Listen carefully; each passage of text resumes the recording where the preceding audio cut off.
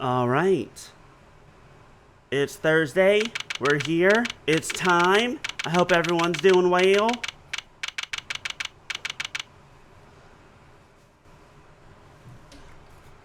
We're back for some more the Ace Attorneys here doing their Ace Attorneying thing. And sucking real bad at it, but you know, they're sucking slightly less than everyone else.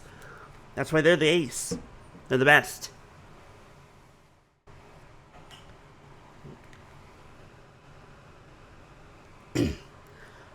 What the fuck did we leave off?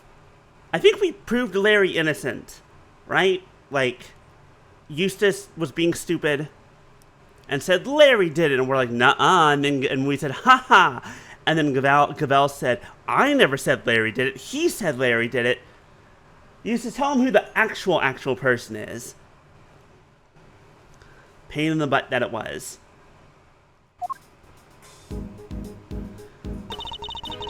They sure are taking their time. I thought it was supposed to be a 10-minute recess. Sorry to keep you losers waiting. But wait no longer. I won the race to find Alicia Stone, and here she is. I know I was thinking about her voice earlier today, and I just now lost it again.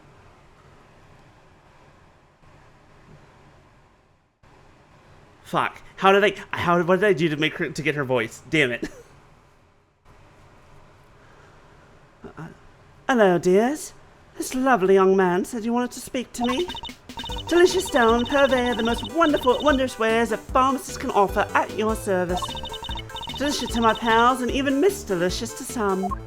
That sounds just a little bit on the lewd, but you know, maybe I just have my mind in the gutter. You can call me the winner, and I'll call you whatever I want. Don't besmirch the name of Winnie the Pooh! How dare you! Alright, Alright, Winnie Pooh, whatever you say.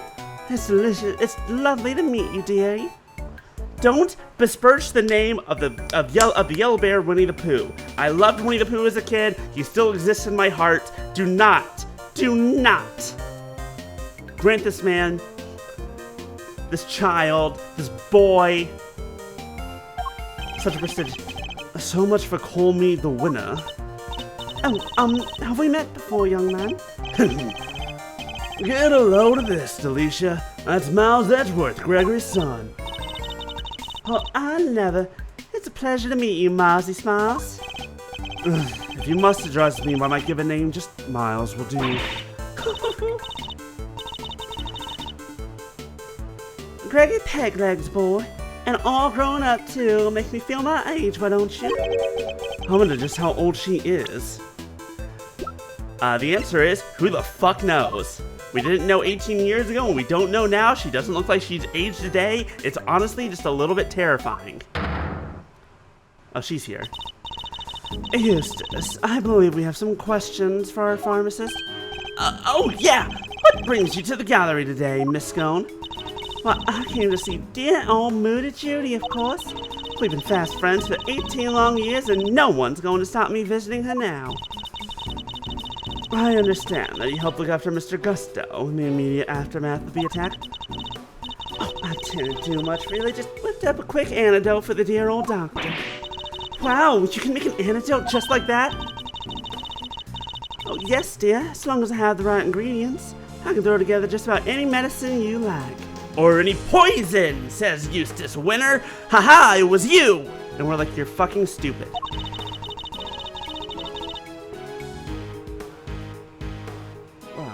It certainly helped that the medical room was well equipped, though. We are much better off treating him here than losing vital minutes taking him to hospital.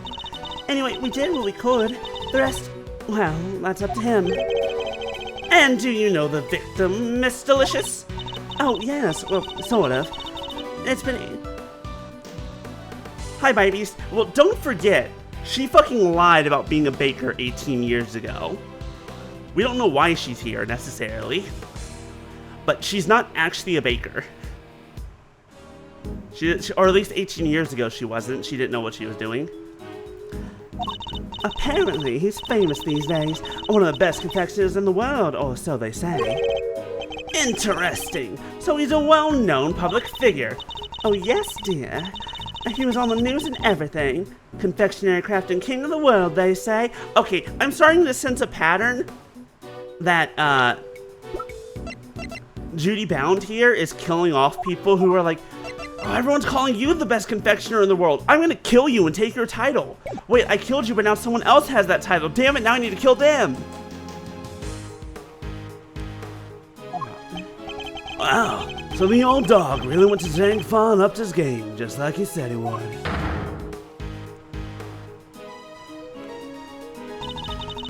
Perhaps if we could proceed to the matter at hand, Miss Scone. Are you familiar with a substance known as Infesticide Ultra? Well, of course, dear, used to get rid of, you know what. Hi, Nico. Hello, hello. Welcome, welcome. How you doing? Oh, it's awfully strong, though. That's why they don't sell it in the shops. Might I ask what you mean by you-know-whats?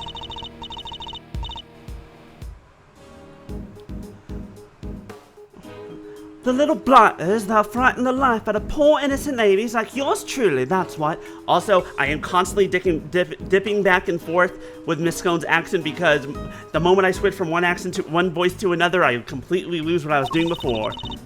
Ghastly little creatures, running around people's nice clean kitchens and terrorizing them. Oh, I get it. Those. Thank you, Miss Scone. One more question, if you don't mind. Are you aware of what happens when the chemicals asphyxian and ubiquium are combined? Oh, yes? It's right there in the Infesticide Ultra instructions. Do not mix with products containing ubiquium, ever.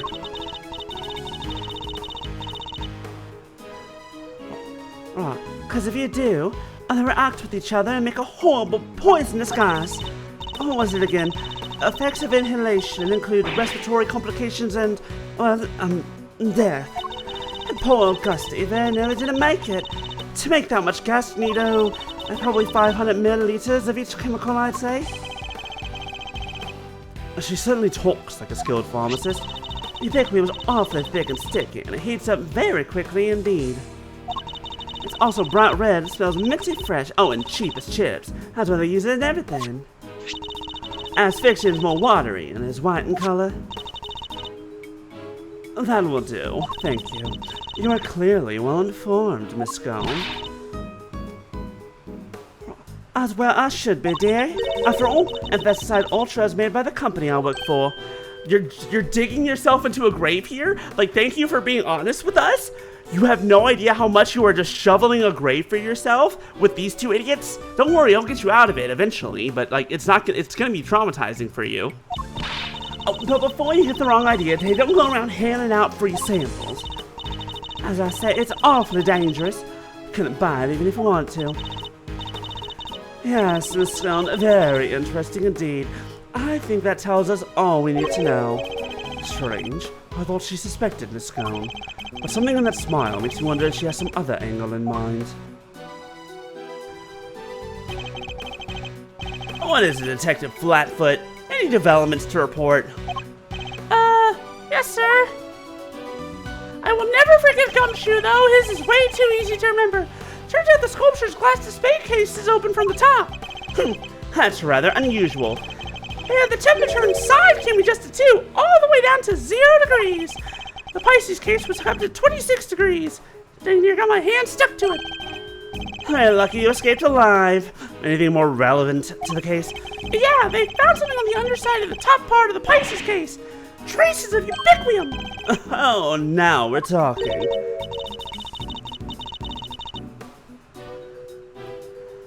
Oh, that's odd. If there was ubiquium stuck to it, it should have stayed stuck. After all, at 26 degrees, it would have been frozen solid. It would, huh? So, how do things wind up as they are now? I think Kay might be able to help us figure out just that. Or at least Mr. Thief might. You guys are that desperate to get on my good side, huh? Fine. I don't know what the heck you're talking about, but take it away. Can't believe I'm taking orders from this guy, but whatever. Anything for the truth. Overruled. Before you two get carried away, the goddess of justice has no need of your help. We will find the truth ourselves. I'm sorry, do you not remember what happened last time? Do you not remember what happened the last time we all met up together and I kicked your asses? And metaphorically speaking, because y'all were looking in the completely wrong direction. Ouch! Why so frosty, Judge G? Oh, baby prosecutor just gave us the big thumbs up. What's the issue here? Oh, wait. Don't tell me the committee has some dirty little secret it don't want us finding out. I am not required to explain myself to you. But if you feel that you absolutely must participate in the investigation, perhaps you can prove to me that it'll be worth our while to keep... Literally, Hey, dumbass? Hey, lady? Hey, listen to me carefully. What was it? Not but a few days ago? 2 weeks... It was like not but a few days ago at the jail? We did all the work. We found the truth. We uncovered everything. We did it. We're the best. Oh, I'm sorry. Or did you want to cover it up? Or do you not like us because you wanted to cover it up because the warden did it? And you knew that. I'm partially wondering... Ooh, that would make her dangerous indeed. Imagine that. Imagine if Judge Gavelle knew that it was the warden from the beginning and purposely has Eustace here so she can drive him to false truths so that she can properly cover up national secrets. Ooh. All in the pursuit of quote-unquote justice. She doesn't care about truth. We already know this. What exactly does she have in mind here? Who triggered the release of the poison gas? If you can answer this question, I will consent to your participation in the investigation. You heard the lady, Smiles. Somebody opened the Pisces case and let out that gas. Considering what we've learned so far, there's only one person it could possibly be, no? Can you give me a reminder? Because I don't know who. I mean, unless Gusto did it? Yes, the answer is indisputable. In that case, please kindly provide it now. Who released the poison gas? I mean, considering there was no one in the room, it must have been Gusto by accident? Like, I'm assuming that he accidentally released it, but it was a trap for him? Take that! The victim, Carmelo Gusto, was the only person to have entered the Autumn Wing, unless only he could have opened the case. Correct. That appears to be the only logical answer. Very well. I will permit your participation in this investigation to continue. However, if at any point I feel you contributing nothing of value, you will be removed immediately. Understood. Even Mr. Gusto did open the case. We still have no idea why. Alright, Mr. Edgeworth, tell me what you want to see. Let's use the data we've collected to recreate the scene before the poison gas went off. On it!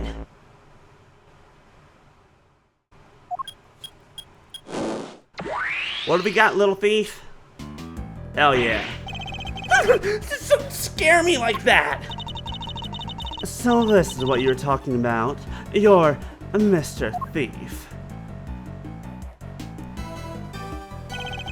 Let's begin by examining the Pisces sculpture. There's a generous amount of ubiquium frozen to the underside of the top part of the case. Yeah, which is what's keeping that lid on real tight. The actual glass lid is all cracked though, right? Somebody really went to town on your little house there, huh, Pisces? And do we have any idea of how the glass lid might have come to be cracked? Well, it doesn't look like the outer-facing side of the glass suffered any damage. I see. So we have a cracked piece of glass that we know was ice cold on its inner-facing side. And we also know that it wasn't damaged in any direct way on its outer-facing surface. Thoughts? Ice cold. Make you think of the way you glare at people, sir. Cracks. Maybe think about those deeply etched lines on your forehead. It was cracked by heat expansion. Applying heat to ice-cold glass from the outside will cause it to crack.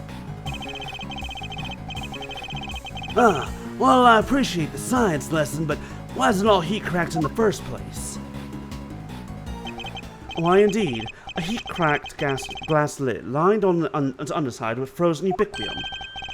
You look like the cat that got the cream, Mazzarino. You know what happened, don't you? I certainly do, and what's more, I know how Mr. Gusto opened the case. What? But you didn't give me a chance to figure it out first. You're in quite the wait. Well, don't keep it to yourself, Edgeworth. I want answers. How did Mr. Gusto open the case? The thermostat, perhaps? Wait. Oh no, a blowtorch. Take that!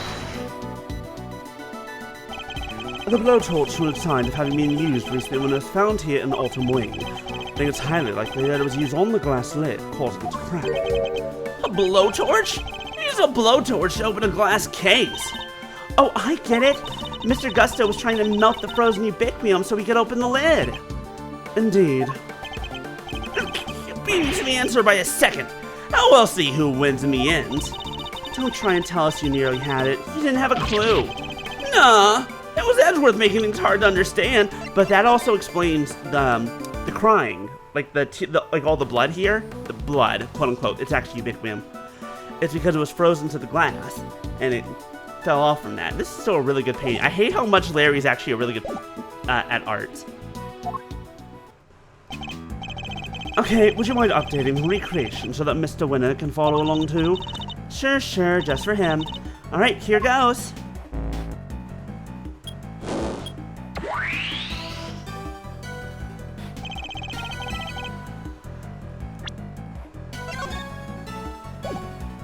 Mr. Gusto was alone in the Autumn Wing, and while he was in here, he used this blowtorch to melt the frozen ubiquium on the underside of the lid. Uh-huh. And?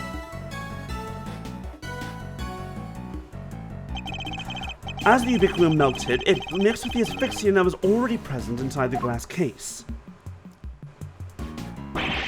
thereby producing our poisonous gas.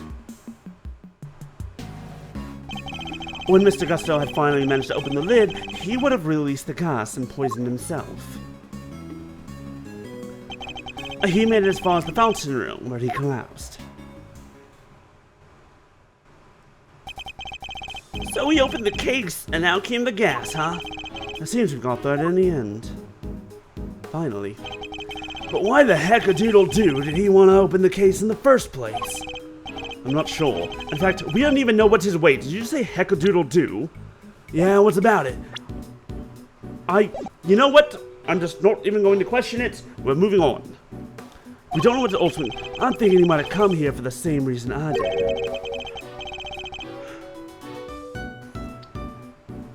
To check out not the Autumn Wing, but the Winter Wing. You remember, right? I thought this is where the Winter Wing was when we first got here. Caught you out too, did it, my little Eddie Lumpkin?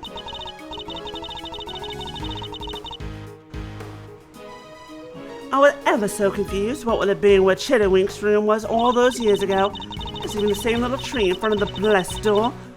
Who would it be all at 6s and 7s, eh? Did everyone involved with the IS-7 incident make the same mistake?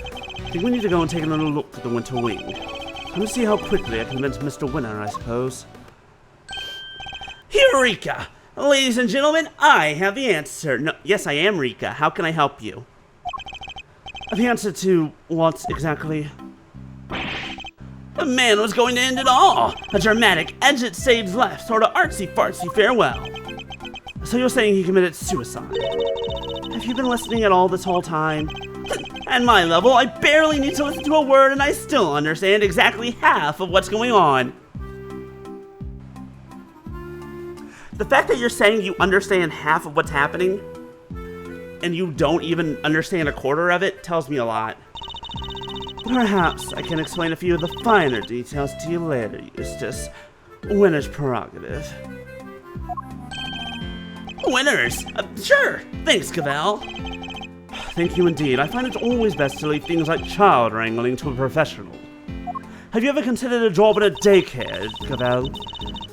In the meantime, don't you have something to tell Mr. Edgeworth and his friends? Oh yeah! I totally forgot. What is it now? I took the liberty of investigating our friendly pink pharmacist here. Or rather, I had one of my underlings do it for me. That's nothing to brag about, you know. Shut shut up! Can't you see I'm talking? Anyway, let's put a pin in my suicide theory for now, yeah? I have something more important to tell you. It was Miss Delicious who set up the poison gas trap. How could she say that? I was greatly saddened to learn of this, Miss Scone. Your profession is one dedicated to saving lives, and yet you use your expertise to try to take one. I beg your pardon? How dare you? I did no such thing. Perhaps you could explain, Mr. Winner. You bet I can. Get a load of this. And this is Miss Delicious' pharmacist license. And it says it right here that she's authorized to handle Infesticide Ultra. Product that we have established contains asphyxiant. What are the ingredients of our poison gas? Oh, exactly, yeah. It's almost impossible for ordinary people to get a hold of that stuff. But Miss Delicious is no ordinary person. She's a card-carrying pharmacist. I tend to do it. This was just a terrible misunderstanding. Objection. And that's not all. There was a bottle of Infesticide Ultra in the victim's pocket. And what do you know? It's covered in your fingerprints. Objection? Actually, I don't have anything to object to about that. Miss Scone, would you care to explain? We know that you and Miss Bound took the victim to the medical room. What better moment to slip the bottle into his pocket, No. No. There was only one person on the premises licensed to carry Infesticide Ultra, and that was you, Miss Scone. Are you telling me you don't think someone could have, I don't know, maybe stolen some? Furthermore, you were acquainted with Miss Bound, the owner of the gallery, meaning you would have had access to the building and ample opportunity to prepare your trap. No, dear, listen, you just don't understand. An Infesticide Ultra was stolen from me. I knew it! Lying will only lengthen your sentence, Miss Scone. You can't just automatically assume everyone's lying. This is why investigations are a thing. I'm not lying. Oh, it's in my bag somewhere. I'm sure of it. What is she looking for? Oh, that's not it. And that's not it. That cloth looks familiar. Ah, here we go. I knew it was in here somewhere. Look. And what is this? There's something written on it, I think. What are these strange symbols? Takes the paper. Words. These are words. April 1st, complaint filed, offense theft, item stolen, Infesticide Ultra 1 bottle. It's a crime report relating to the theft. What?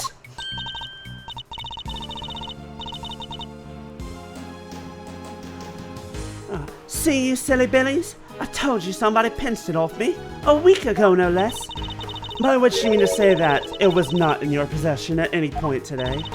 That's exactly what I mean to say. I think the bottle you found might be the one I lost. I always have some in my medicine bag, just in case, you know. I was supposed to keep my bag locked up tight, but, well, I'd forget my head if it wasn't screwed on. Now, thanks to silly old me, someone's gone and mixed up a cloud of poison gas with the stuff. I see. But why on earth would you carry such a hazardous substance around with you? Like I said, just in case. You never know when one of them might appear. You mean the ghastly little creatures that run around in people's nice, clean kitchens type of them? You could just roll up a newspaper and whack! One and done. Just give out. What do I do now? Of course. I think perhaps it might be wise to confirm the authenticity of the crime report, just to be safe. Can't hurt to verify Miss Scone's story, after all. She may be lying to us. Oh, good idea! Alright, I'm gonna go give the precinct a call. Don't go anywhere. So Miss Scone might not be guilty after all. Indeed, if she really were the one who set up the poison gas trap, then I highly doubt she would have used a method that directly implicates her. So, who do you think did it, Smiles? Someone with knowledge of the victim's likely behavior and the time and the means to prepare. Two factors point to one very specific person. Oh yeah? And who might that be?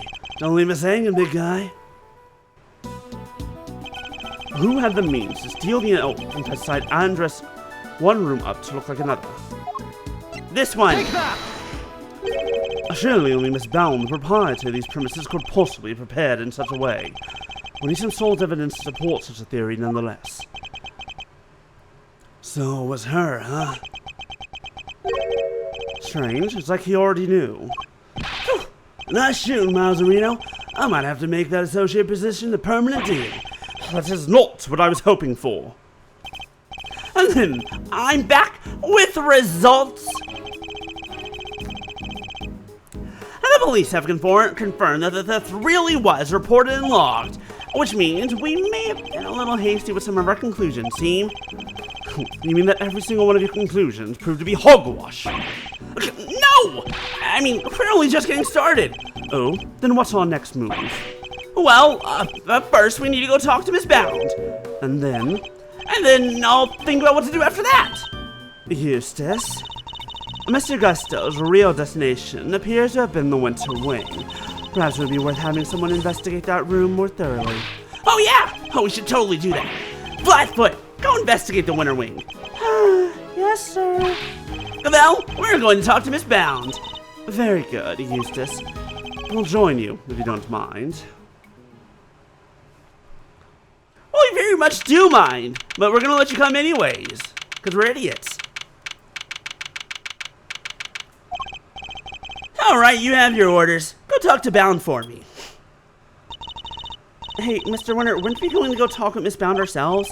Sure, but I thought, why not let the grunts handle the grunt work, you know? Means I can just sit back and wait for their report. A winning strategy. You spoiled little... Ugh, he's so exhausting. I need a break. Huh? There's something in the fountain. Ah! It's a body! What on earth? Order! Order in the court! Somebody call forensics! Bad news, sirs! Real bad news! Order! I will have order, detective. And the ice sculptures in the Winter Wing! They've all melted, sir! I knew it! I called it! I'm a fucking genius! What? Huh? Say... Wait, hold on. I feel like one of those was wrong. I feel like someone messed up our usual thing here. We have a thing where everyone says one word of the sentence. Someone fucked it up. Now we have two victims? Eesh, talk about deja vu. Just like 18 years ago, even the ice melted again. Again? It's like some weird rerun. Same people, same everything. I said it before and I'll say it again. This is no coinkydink. You're with me, right, Mauserino? I also have no idea who that body was. I am. And I think the answer's lying in the IS-7 incident itself. In fact, I'm convinced of it. Great minds think alike. Alrighty then. Time for another trip down memory lane, because that's where most of this chapter's taking place, is 18 years ago. Who's ready to go back to the past?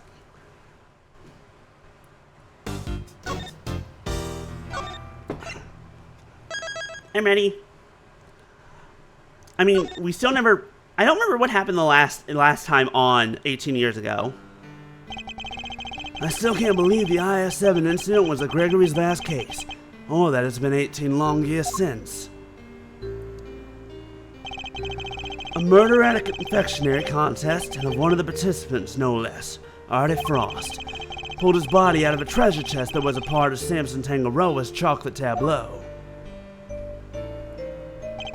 He'd been hit in the head with a large rock salt lamp and subsequently bled to death. We found the lamp hidden inside the candy castle Delicia Scone had made for the contest. But then, before anyone had the chance to investigate Mr. Frost's own room, all of his icy creations had melted clean away. Fascinating. Fascinating. December 24th, 9:05 p.m. Contest venue. That's right, I forgot that was the last thing that happened. All of Mr. Frost's work destroyed. Mr. Von Karma wasn't very happy. He told us to get out, and in no uncertain terms. So what do we do now, Mr. E? I can't believe he just up and kicked us out. Karma's a total jerk. Now, Nettie, it was always the job of the police and the prosecutor's office to investigate the scene. Which is very weird that the prosecutor's office are there too, but we don't have a say in it. Yeah, but he didn't have to talk to us like that. Who cares if we're cops or attorneys? We should all be working together to find the truth. You know that these people don't care about the truth. They care about winning. You can't assume that everybody's aims are the same as your own. You may wish to expose the truth, but others might have preferred to accept things at face value. Which way of thinking is right will depend on the person. But what if somebody innocent ends up behind bars because no one managed to uncover the truth? It can happen. We're all human, police and prosecutors included. Which is why defense attorneys exist. Our job is to help people in just such situations, to be friends to the friendless. Friends to the friendless. Now, we may not be able to investigate the Winter Wing as hoped, but that doesn't mean we give up. You're right, Mr. E. I'm sorry, I should have thought more before I opened my big mouth. You're young, Eddie. You'll learn soon enough. I will. I promise. Mr. Edgeworth, Mr. Fender, you look like you use a little pick-me-up. I'm afraid this is all I have, but please, by all means. Wait, doesn't Miss Scones have those insane treats in her bag right now, in the present? Oh, you're the best, Miss Bound! Chocolate's Tangaroa's favorite, handmade by Bound. Rather misshapen and incredibly sweet. Thank you. A little sugar boost might actually help. Although these are a little too sweet for my liking. And a little uniquely shaped. They look fine to me. I don't see any weird shapes to them. Do you see any weird shapes? They look fine. I'm sorry, they're not to your taste. No way, they're great. They're so sweet. You're very kind. Imagine me, of all people, a mediocre confectioner. What? You mean you made these yourself? Yes, Samson loves chocolate, so I had to learn. Keeping him supplied with his favorite treats is just one of my many duties. Although he does spend most of the time coaching me on how to improve my technique. Mr. Tangaroa sure is a lucky guy. And to eat homemade sweets made by the one and only Judy Bound whenever he wants sounds amazing. She's half his age, but sure. I'm sorry, say something? Nope, nothing at all. Totally just ignored me fawning over you. Don't worry, 18 years, I definitely won't be, because you're definitely going to be a murderer. I mean, you definitely are a murderer, but we don't know that yet. Dear sweet Eddie, you really do still have a lot to learn. It seems you're quite committed to the work you do for Mr. Tangaroa, Miss Bound. Of course, what right would I have to stay here otherwise? What do you mean by that? I was abandoned as a baby, and Mr. Tangaroa took me in. That's right. One snowy Christmas Eve, many years ago, he found me on the steps of this very mansion. Wait, are you saying that on this day, like 15 or so years ago? He saved my life and became the father I never had. I can never repay him, so my work for him is the least I can do, and I'll be here for him for as long as he needs me, and also I killed my dad for some reason. That's the most beautiful thing I've ever heard! I must be getting old. I'm welling up a little myself. And to think today is Christmas Eve, and I can't even give him his present in person. I'd do anything to save him, anything! I don't trust you. Please, if there's something I can do to help, just say it. There's something about you I don't trust. We're very grateful, Miss Bounds. Perhaps you could help us by answering the question. Did you know the victim? Not very well, I'm afraid. Oh, but if you wanted to see some of his work, I have a picture of the sculptures he made for the final.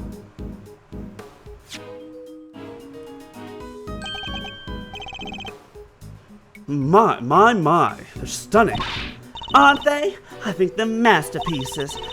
Who would have thought you could make such intricate statues out of flavored ice? Samson adored them too. Oh, hey, that's Taurus and Gemini, right? I didn't know you were keen on constellations and the zodiac, Eddie. Oh, I love it. The stories those stars can tell. Take Gemini, for example. See the lyre? That's what the harp is called. And the arrow and the... Hold up. The lyre doesn't have any strings. Huh. Did Mr. Frost forget to add them, maybe? That doesn't sound like something he'd forget to do. I thought you just said you didn't know him very well.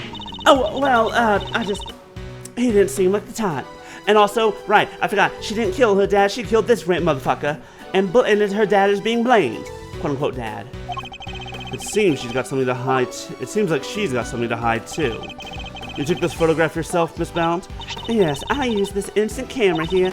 It develops the picture as soon as you take them. It's so useful. Oh, I love to see it in action. Then why don't we take your picture?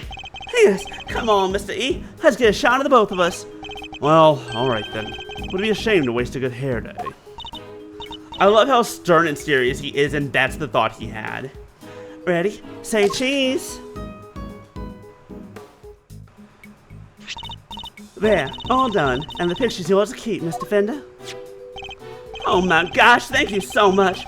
That's such a cool camera. Well, it's the only one we've got, so we use it for all our picture-taking needs. It's very convenient, but the lack of negatives is something of a shame. So there aren't any negatives for us to reference, huh? I assume Mr. Tangaroa used the same camera during the contest? Yes, you assumed correctly. He used it for some work-in-progress pictures of a seascape, and later to take some photos of the other contestants' works. But didn't you take a picture of the body when you discovered it? And didn't you discover the body while the judging was still underway?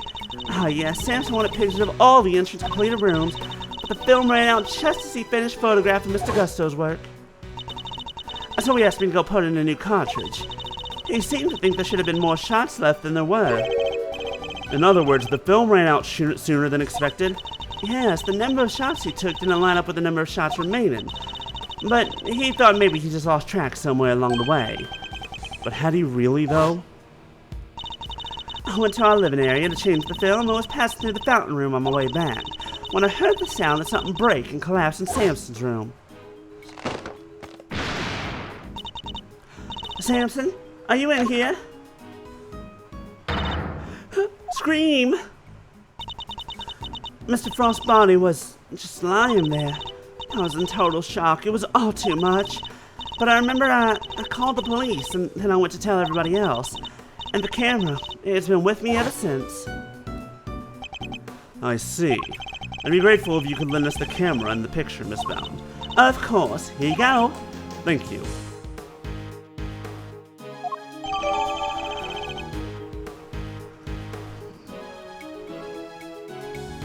A new film cartridge has 20 exposures, but there are only 3 remaining. Fascinating. Detective Bad! Miss Cone! Have they done investigating? They're done with me, that's for certain. A big meanie told me to clear off. Honestly, that mannequin will be the end of me. The cheek of him. Because he got tired of people cluttering up his crime scene. Did he run you off too, Detective Bad? Yeah. Von Karma seems to think I'm a nuisance. Can't do things his way with me around. Why would Mr. Von Karma go so far as to exclude his own lead detective? Because he's fabricating evidence! Duh. Still, got a pretty good look at the scene. As for Gusto, he's enjoying a nice little chat right now in Frost's room. What about? About the fact that Miss Bound said she saw him going in there during the contest. Mr. Gusto went into Mr. Frost's room. That's right, and I have to say he looked very much like he didn't want to be seen. I don't know what he could have been up to. Well, he's candidate number 1 at the moment, as the guy who melted Frost's work. Is that really my Mr. Gusto went into Mr. Frost's room? Got a photo of the room right here. If you need it, it's all yours. Wait, what? How would you just give it to us? Do I gotta spell it out for you, kid? I'm offering to help you guys. I want the truth about the case to come out. Detective. Really, Detective Bad? Mr. Von Karma won't be happy about this. Yeah, well, I'm not Von Karma's stooge. If he's gonna stonewall my investigation, then I'm not gonna play by the book either. Can't let some pesky rules keep me from finding the truth. Now can I, Mr. Edgeworth? Indeed. Thank you, Detective Bad. Wow. I can't believe you won him over, Mr. E. Well, I haven't the foggiest what you're all going on about, but here's some new friends, eh? It's definitely nice to have the good detective on our side, that's for sure. Alright, let's take a look at that photograph. Here.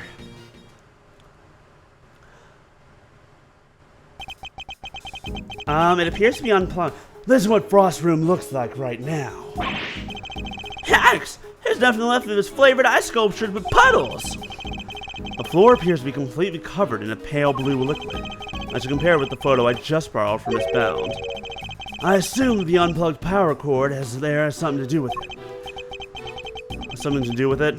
Yeah. Once that was out of the socket, the display case lost power, and up the temperature of the winds. Looks like they were all connected to the same power strip. Do you have any idea when it was unplugged? Nope. Still working on that. Those sculptures are beautiful. What a waste. Wow.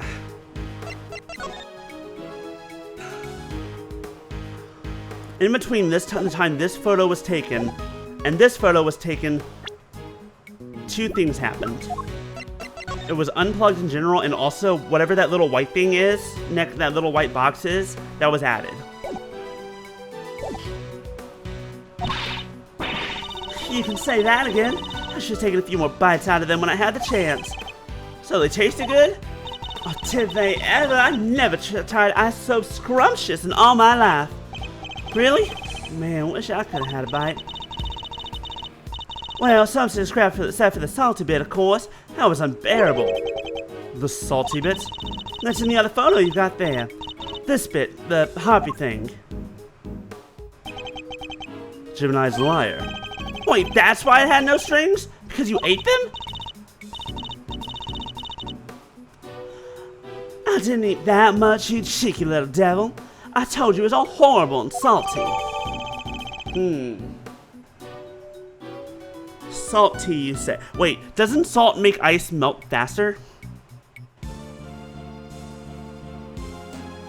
I think it does, right?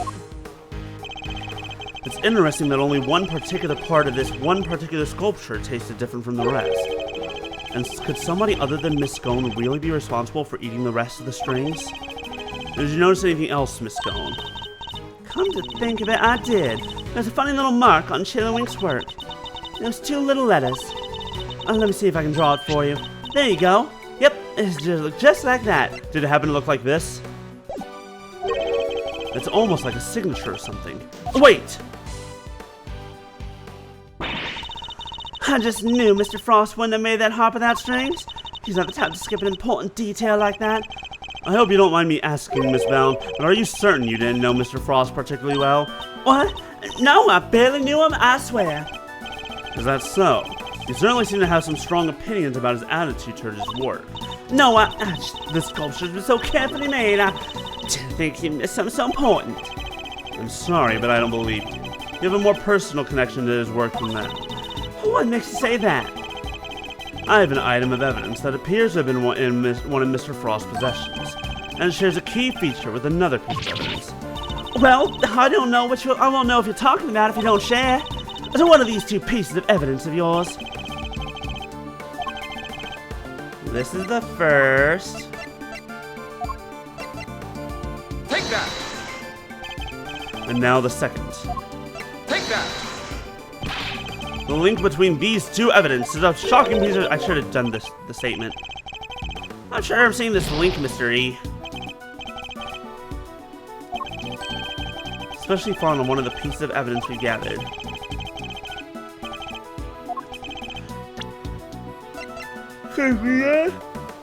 Find this one.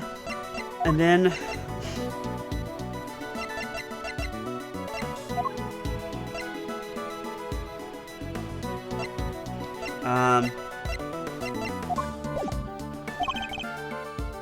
Take that! Take that! This one?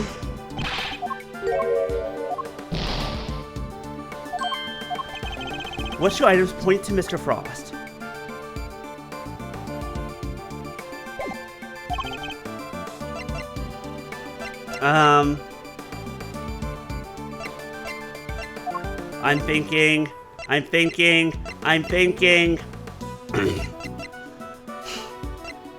I'm thinking.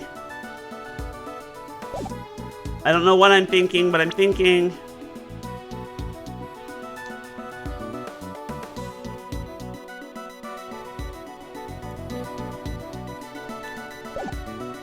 And it shares a key feature.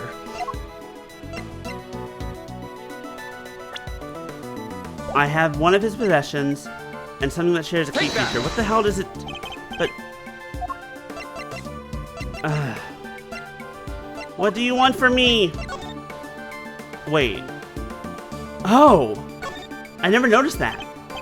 Look, there's something stamped on the bottom. It says PH. Suppose that must be Paul Halik's pottery mark. Those are his initials, after all. Miss Bound says she's a big fan of his work. His initials, huh? So if I'd made it, it would say EF? Perhaps you should practice by initialing your personal belongings first. Okay, I never knew that that was there. That explained a lot. Found it. Miss Scone found 2 letters carved in Mr. Frost's ice sculptures. I think they were a signature of sorts. After all, it's not unusual for an artist to initial their work. I guess not. Right. Well, that's right, dear. It's just like you said. Chilling's statue had the letters PH carved into them plain as day. PH? Shouldn't it be AF? You'd think so, but take a look at this. It's the seal we found at the crime scene. Seems reasonable to assume that it fell from Mr. Frost's pocket, and when pressed in the surface of an item, it would leave behind the letters PH. The same pottery mark that we see imprinted on the bottom of the items of the tea set. The same pottery mark?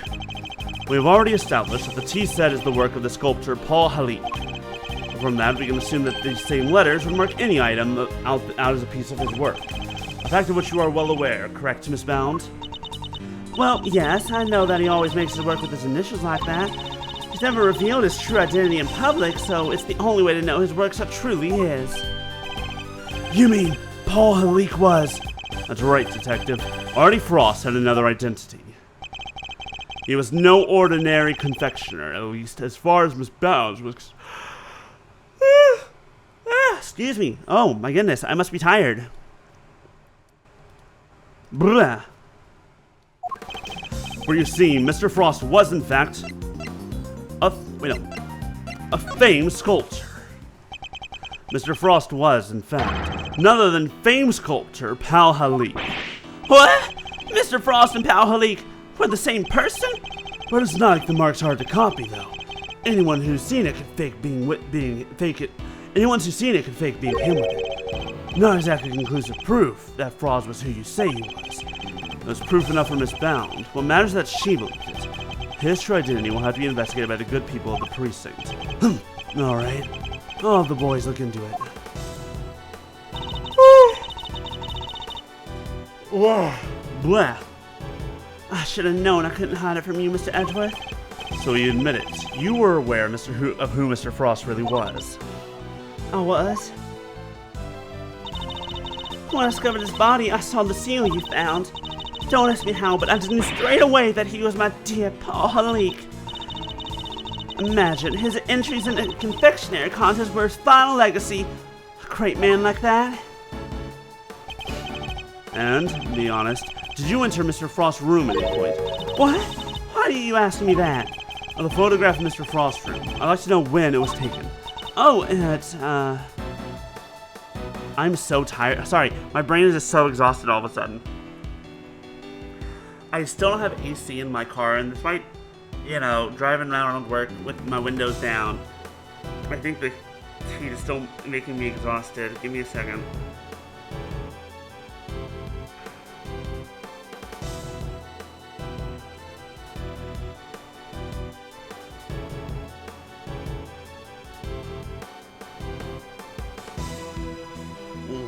I'm doing my best not to fall asleep in midstream. That would be weird.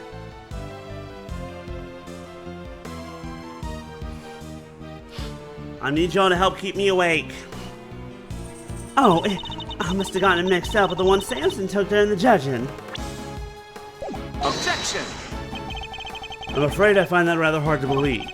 You said yourself that the camera ran out of film during the judging, and that you've had charge of the camera since before Mr. Tangaroa had a chance to visit Mr. Frost's room. Well, that's how you were able to take that picture when you discovered Mr. Frost's body. Suppose so. This is to say you took only 2 pictures with the new film. One of Mr. Frost's body and one of his room. I'm on power saving mode, that's right. I'm in low power mode. Which unfortunately for me means that I'm just slurring. It's like I'm drunk, but not really. I'm just like slurring my speech a little bit, and my eyes. I'm keep like, you know the thing I do. I used to do this all the time, like at school and stuff. When when you're tired, you just go. You just do that. You just keep jumping. You just like go down a little bit, then you jump back up, then you immediately start going down a little bit. You jump back up, just all the time. It's like that's how I feel right now. So, anyways, if you only took 2 pictures, why are there only 3 left? That means we're missing 15 pieces of. We're missing 15 pictures. But I have a piece of evidence that says otherwise. Yes, like Baymax did. I think that's one of my favorite parts about that movie, Big Hero 6, is Harry baby, Harry baby, Harry baby. You do? I mean, this is pretty damn easy. Take that! The fact that there's only 3 left. The camera? You gave the picture of the body to police, and the picture of Mr. Frostrum to me. Oh, and he gave us that picture you took of me and Mr. Edgeworth, too. 3 photographs in total. I do not. Here's the problem. If ever I try to lay down with him, he starts getting into play mode, and when Biscuit gets into play mode, he gets into fighty mode. But if I'm laying down and he comes to lay down with me, he normally like comes down like over to like lays down like let's see here. He walks like he jumps up on the bed behind my shoulder, walks forward and like lays down against my side, and I just put my hand on him while I try and sleep. And yet the film cartridge in this camera only has 3 exposures remaining, out of a total of 20. You took more pictures, and I want to know what of. I need to see all the photos you took. Perhaps then we'll finally learn what you were really up to. I was taking nudes in the bathroom. What? I'm so sorry. I confess, I've been lying to you. I should do that though. But also, like when I try and lay up Biscuit with my head, he'll tolerate it for all of about 10 seconds. Isn't that right, Biscuit? You only tolerate me bothering you for a short time. These were all shots of Frostrum. I'm so sorry. Looks like she took pictures of his work from every possible angle. And when they were taken, the ice still hadn't melted yet. Wait, don't tell me. It was you? It was. At least, I'm pretty sure it was. You are? Why? Well, you see, I'm a huge fan of Mr. Halleek's work, as you know. I was petrified that it might be ruined, what with the investigation that was going on and everything, so I thought I should at least capture the sculptures on film for posterity. And? How did that make them melt? I think perhaps I was so intent on getting the perfect photographs that I might have tripped over the power cord without noticing. By mistake? Are you sure? I didn't notice at the time, but, well, let me do my little jig here so I can remember. This is my definitely not guilty, super nervous, trying to remember as best I can jig. A little bit of a square dance, if you will. How could I have been so careless as to cause the loss of his final masterpieces? Seems a little convenient to me. I'm not sure I believe it, but I'm not in a position to refute it either. I'm so sorry. I didn't mean to cause any trouble. Please, don't worry about it. The important thing is that you told us the truth. What he said. No hard feelings, Miss Bound. Thank you. This explains why she was able to recreate the sculptures 18 years later so perfectly. Because she has pictures of them from all fucking angles. Mr. Edgeworth, picture's yours. Hope it helps.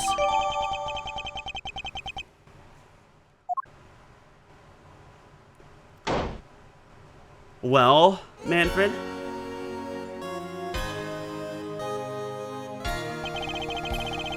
Are you infernal nuisances still here? Oh, you don't know when to give up. Linger for as long as you like. The answer is still the same. You are not part of this investigation. Whether a part of it or not, we'll uncover the truth nonetheless. It seems you don't know when to shut up either, but I commend you on your stubbornness. I'm going to shoot you tomorrow. Mr. Von Karma, I'm afraid I'm the one responsible for Mr. Frost's work melting. What? What is the meaning of this? I'm so sorry. And to you, Mr. Gusto. No concern of mine. I didn't do anything, and Mr. Von Karma agrees. Nothing at all, Mr. Gusto. You went to Mr. Frost's room, didn't you? Perhaps you could tell us why. Sure, I was. Silence! You are not to give the attorney even the tiniest shred of information. Truly bound, you're coming with me. I have reason to believe that you were an accomplice of the accused, Samson Tangaroa. No, I will be interrogating you personally, so you'd better get your story in order. I understand. Wait, please, I'm not done questioning her myself. And you think I care because...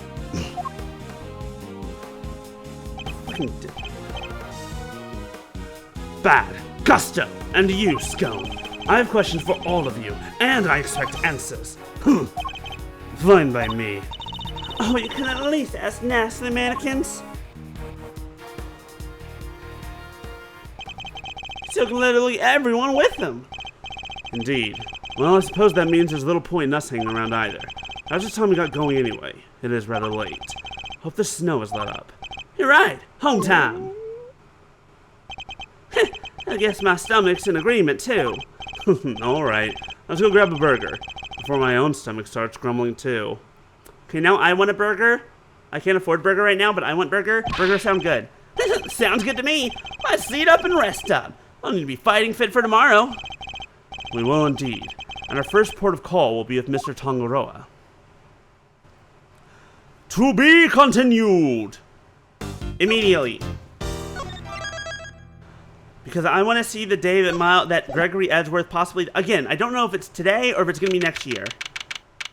Christmas Day, 10 a.m. Detention Center. Visitor's room.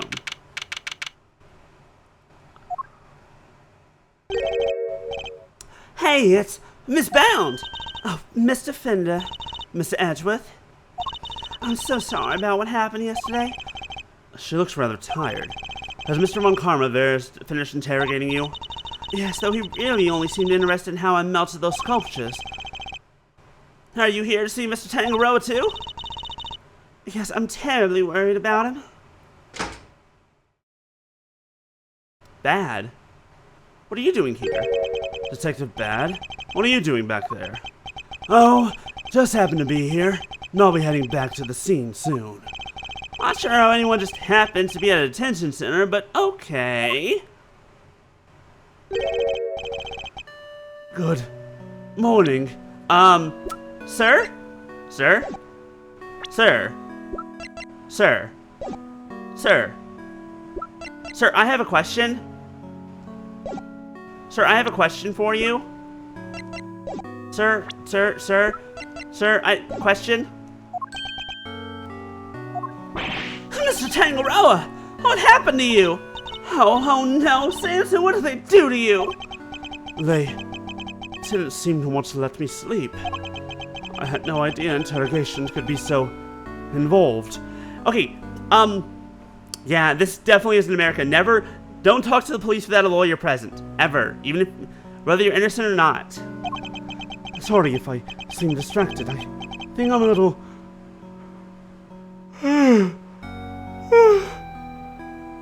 tired. They're not letting you sleep. That's not police work, that's torture! What's going on here, Detective Bad? I'm not the one doing the interviewing. It's the guy they put on the case before me.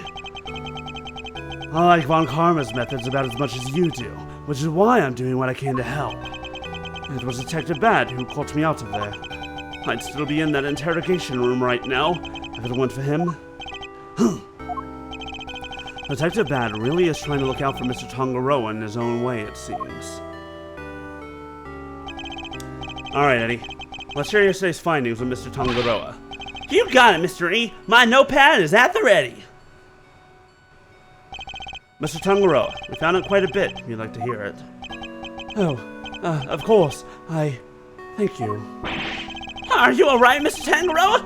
You seem kinda spaced out. I'm fine, I think my blood sugar might be running a little low. Samson? Do you have anything that might give him a little energy boost? We do! Here, have some chocolates. Huh? Is that chocolate? For me? Oh, those are the chocolates I wish I could just give them to you, Mr. Tangaroa. The rules here don't exactly allow me to do so. Oh, that's a shame. But rules are rules, I suppose. Must be some way we can hand them to him. I hope Detective Bad is noting the meaningful look in his direction.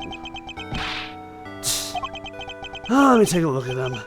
If they seem legit, I might consider passing them on to the suspect. Thank you, Detective Bad. My hero. I'm touched. Thank you, Detective. Yeah, whatever. Just sit tight. Yeah, the fact that you're going without food and water is fucked up.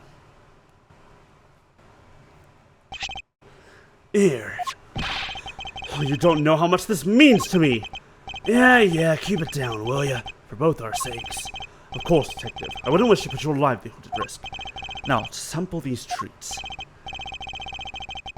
Detective, I apologize for putting you in a tight spot. I didn't do it for you. It was my call. Guess you're not such a bad guy after all. Oh, the sweetness! I feel like a man reborn! Were they your handiwork, Judy? Yes, how were they? Let me express it to you in song! Feel them melt, soft and smooth. Chocolate that'll comfort and soothe. Ear to ear, head to toe. Smile and savor the taste as it flows. Delicious. They're not exactly beautiful, but they're sweet and oh so flavorful. Thank you, Judy. I'm so glad you like them. I'm glad you're back to your old self. My apologies, friends. The food they serve here is just so flavorless. Between that and the lack of sleep, I was about ready to collapse from sheer despair. Wow, is the food here really all that bad? Just the usual. French fries, ham sandwich, stuff like that. Yes, and yet I couldn't taste a thing. Wait, hold the phone. Hold the fucking phone. Hold on. Samson, is this a new thing or is this an old thing? Do you have weakened taste buds? Is that why Judy makes her chocolate so incredibly sweet? So that you're able to taste them properly? Anyway, I'm heading back to the scene. Before you go, Detective, do you have any new information to share? Oh yeah, you were right about the victim's identity. Frost worked as a sculptor in France, where he was known as Paul Halique. Artie Frost was Paul Halique? I never would have imagined. Poor Mr. Halique. So the famous French sculptor wasn't a Frenchman after all, huh? Well, let me chew on this for a bit. Hold on. That's what will certainly explain why Mr. Halique was such a recluse and refused to show his face in public. He was busy working on his greatest masterpiece, apparently. Bunch of Zodiac statues. Guess he'll never finish them now. He never finished his greatest masterpiece?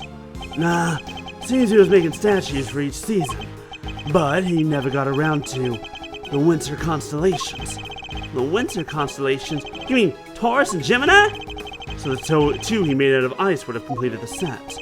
Yeah, and now they're nothing but puddles. What a bummer. I'm so sorry. Oh no, Miss Brown, I wasn't blaming you. One last thing. It seems he had himself a bit of a spending habit when it came to his work. Every statue cost him millions to make, which means he was always strapped for cash. We're checking to see if there's any chance someone called in a debt. I guess not even famous artists are safe from money problems. Do you have any idea why he entered the confectionery contest? Ooh woo! Hi, Maya. Oh, that's right. I didn't say hi. Hi, I'm postured and I'm hydrating. I hope everyone's having a good day. Hope you're all doing well. Guy didn't even tell his family. I see. Alright, I really gotta get going. I'll go fetch another guard, but I can't be hanging around here any longer. Understood, Detective. We'll see you again shortly. Back to the questioning. He's a good man. He certainly is. And an uncompromising one. Somebody who can be trusted to stand up for what he believes in. ready to scare the pants off of anybody new he meets. Now, you were going to tell me about what you learned yesterday. Of course, let me give you a full report. Thank you for that, and allow me to apologize on Judy's behalf. I'm so sorry. Playing Dune? Dune has a video game? Because I haven't been paying attention. I'm so sad that I have no idea when I'm going to be able to get a Switch to. One day, after I pay off the other debts that I'm currently dealing with, and fix the AC in my car. That's fine, Mr. Tangaroa. As I told you yesterday, the important thing is that we learn the truth in the end. Now, would you mind if I ask you a question or two? Dune Awakening? Interesting. By all means, I'll gladly share all that I can. What can you tell me about the contestants who took part in the final round of the contest? Let's see. There was Miss Scone. I loved her design concept. Unfortunately, her entry was in violation of the rules, and so I had to disqualify her. Mr. Gusto's creations were a perfect balance of flavor and design, at least up to the semi-final. It's kinda an MMO, interesting. But disappointingly, his entry for the final was subpar on both counts. And there was actually something a little unusual about his entry for the semi-final as well. Which was, it tasted identical to Mr. Frost. They may have looked different, but I could have sworn I was eating the same thing. Huh? And what exactly did his work look like? Oh, there should be a photograph back at my mansion. I'll show it to you later, Mr. Edgeworth. Much appreciated, Miss Brown. But Mr. Frost's entry for the finals, that was truly sublime. So you were able to finish judging it, even though his body had been discovered in the meantime? Yes, I wasn't aware of what had happened until after I completed my assessment. Mr. Frost wasn't in his room when I visited, so I took the liberty of sampling of it. A part of the lyre, I believe. I'd never tasted anything like it. It was like a dream. I was so moved that I burst into song. I'm sorry, but are you saying that the lyre tasted good? Yeah, his taste buds are all fucked up. And I have a feeling Judy's the one who did it to him. I'd like to hear more about that if you don't mind. I think Judy's somewhat been poisoning him. Or it's just disease. I don't know which. Maybe both. No, or probably just one or the other. Probably not both. Probably not both. Woo! You're quite sure it was the lyre you tasted when you sampled Mr. Frost's work? I'm certain of it. It was part of the Gemini sculpture, which was the only sculpture in that display case. Mr. Tangaroa, would you mind taking a look at this photograph for me? So the part you tried was the lyre, the one shown here without any strings. Oh, we lost the game. Wow, nice fucking grab there, Maya. Oh, there was strings originally. Oh, that was the part I ate. So the strings were missing because Mr. Tangaroa ate them all, and he enjoyed them. Miss Scone told us she ate a part of the lyre as well. She said it was far too salty for her to finish. Then it's true. The truth is, I've suspected for a while that there might be something wrong with my sense of taste. Yeah, there's something wrong with my sense of taste for a while too. Trust me, it sucks. Something wrong. How so, then? There's a taste disorder characterized by an inability to detect salty flavors. And I suspect I've been suffering from it. I eat so many sweet foods on a daily basis that it took a while for me to even notice. But there's no denying it now. I'll explain why the food here seemed to be so bland to them.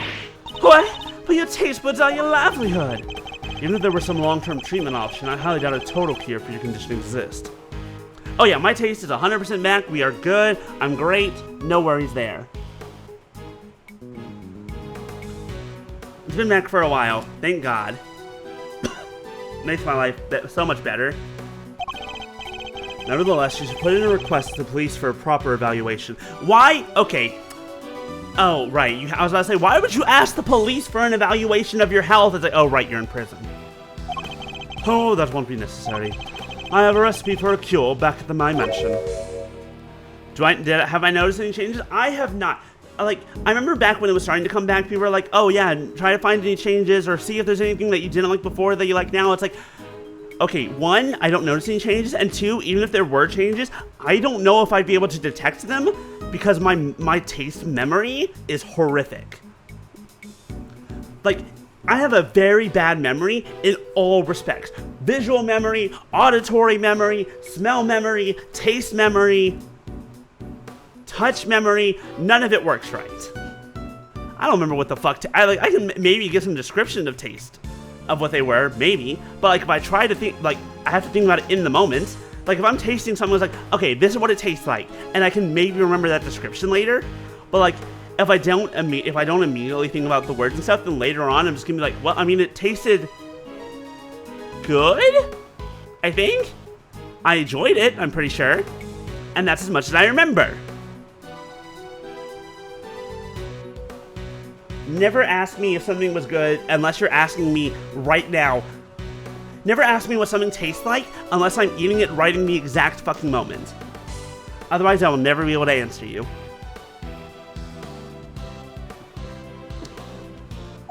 I do.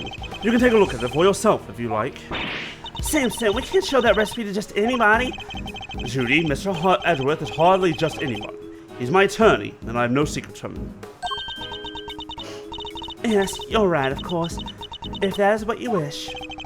What on earth is the secret recipe for a miracle cure that they've been hiding?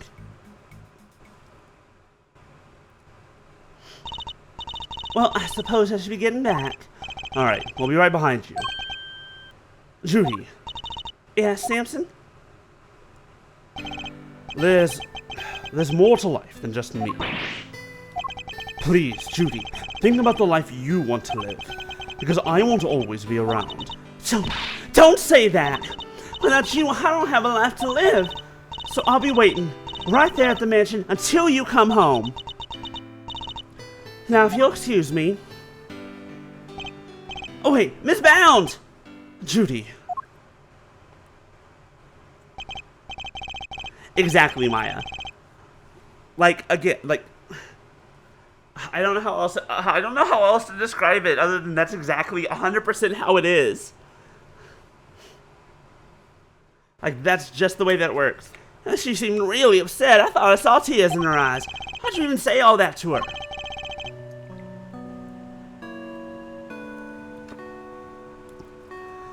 Because I worry about her. So it's like... it's why sometimes, like... Okay, I know that certain seasonings will make something taste better, like sauces. Like, I know I like paprika and some other spices, but like...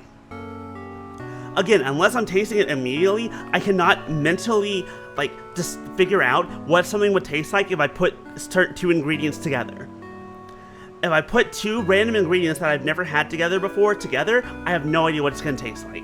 Because I just can't imagine it. Don't ask me why paprika on an apple was the first thing that I thought of, it just was. I've had roasted potatoes with paprika on them. Can you roast an apple? You know what? God. Oh, I kind of want to make roasted apples again. I remember I used to, random aside, there was a brief time when for dinner sometimes back in like a couple years ago where I would take apples and I would cut them up, especially now that I have an apple slicer that would help a lot, and I would just like fry them on a skillet. Have fried apples that way. Oh, that sounds nice now. I want to do that again. Because I worry about her. Anyways, back to this. She can't keep putting my needs ahead of her own. See, now I feel bad that I'm suspecting Judy, but like, I don't know, man. I'm so, what do you mean? The Halik collection, the candy making, and all because she thinks these things will make me happy. Fried apples are good. And these are just like home fried, like oil, skillet, oil in the skillet, apples in there, spin them around, toss, flip them over, all that good stuff. Fried apples. Maybe a little bit of sugar. That's all because she thinks these things will make me happy. She never thinks about what she wants, what she likes. I just want her to be her own person and to choose her own destiny. The last thing I want is for her to miss out on all that life has to offer because of me. Cinnamon, yes, cinnamon, very good call. I guess that makes sense. So those are things that I already know all work together, so my brain's like, yeah, that works. That sounds right. He really does see her as his own child. What parent wouldn't want their child to walk their own path? And what parent wouldn't do everything they could to protect them? I know exactly how he feels in this moment. I think I've asked of you everything I can for now, Mr. Tongue Gorilla. I should be getting back to the scene of the crime. Oh, you're leaving? I see. I suppose I'll be going back to the interrogation room for another session. Ah, yes, I'll have to do something about that. You'll speak to the police for me. That too, but I'll be putting something else in place as well. An ace up our sleeve for when the time comes. I look forward to learning more. I'm counting on you, Mr. Edgeworth.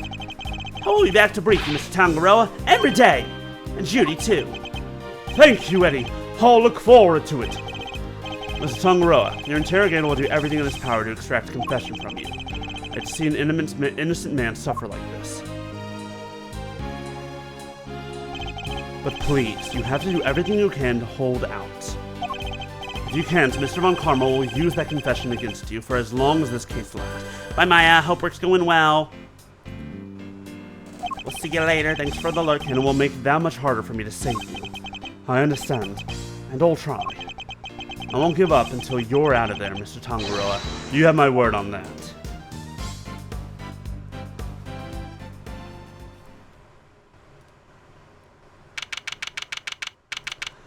December 25th, 11:03 a.m. Contest venue, fountain room. Back at the mansion. Detective Bad, thank you again for what you did earlier. Yeah, thanks a ton. What are you talking about? There's no need to be shy about it. Never mind that now. I'm guessing you two are back here looking to investigate some more. We are indeed. We'll need something solid if we're going to save Mr. Tongue Gorilla. Oh, I hate to break it to you, but apart from this room, the whole place is on lockdown. What? We need to see those other rooms. So Mr. Von Karma's doing, I presume? Who else? Haven't seen the autopsy report yet either. Gary's probably got a hand in that too. And don't expect to speak with anybody. Except us cops and Miss Bound. Everybody else is gone, and I doubt Von Karma will be handing out phone numbers. Is this all just a game to him? Spikes the camera, spiking the camera, spikes the camera directly? Yes, indeed. Why does he have to go so far? So what is your plan of action, Detective? Same as before. Do what I can to help you uncover the truth, like I promised. You have my gratitude. Just you wait, Mr. Von Karma. We're gonna beat you and your bag of dirty tricks. Detective, maybe we can conduct a brief investigation of the area. Sure. Well, like I said, everywhere else is off bounds. You probably won't be seeing those rooms again. That's fine. As long as there's at least some way of continuing our investigation, we'll make do. We need to find the secret recipe, wherever that is.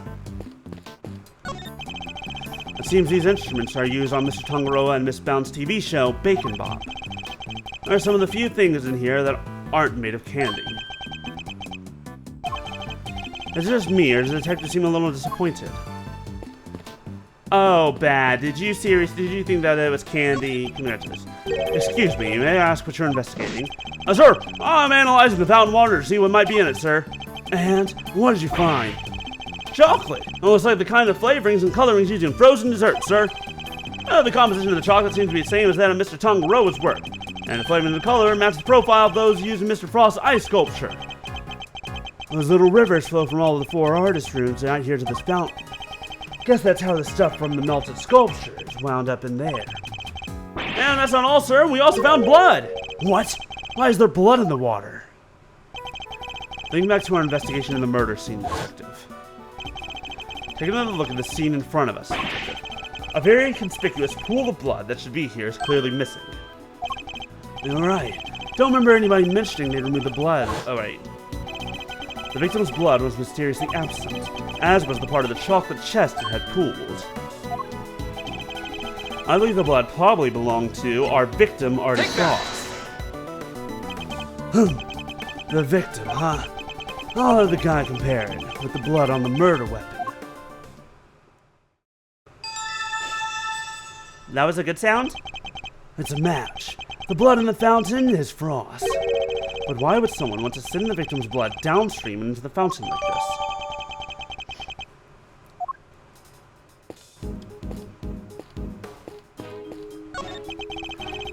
These trophies all belong to Mr. Tangaroa, but they're not all for confectionery contest. Some appear to be for charity work, testament to both his character and his professional achievements. What's this one here?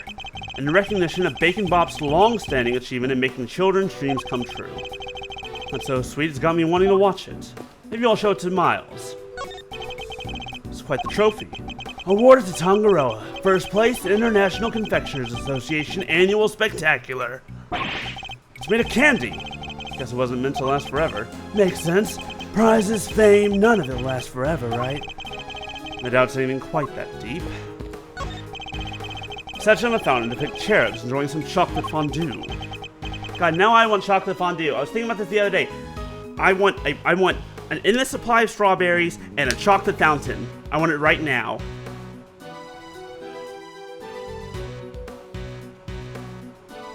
Sorry. I'm thinking about chocolate fondue strawberries.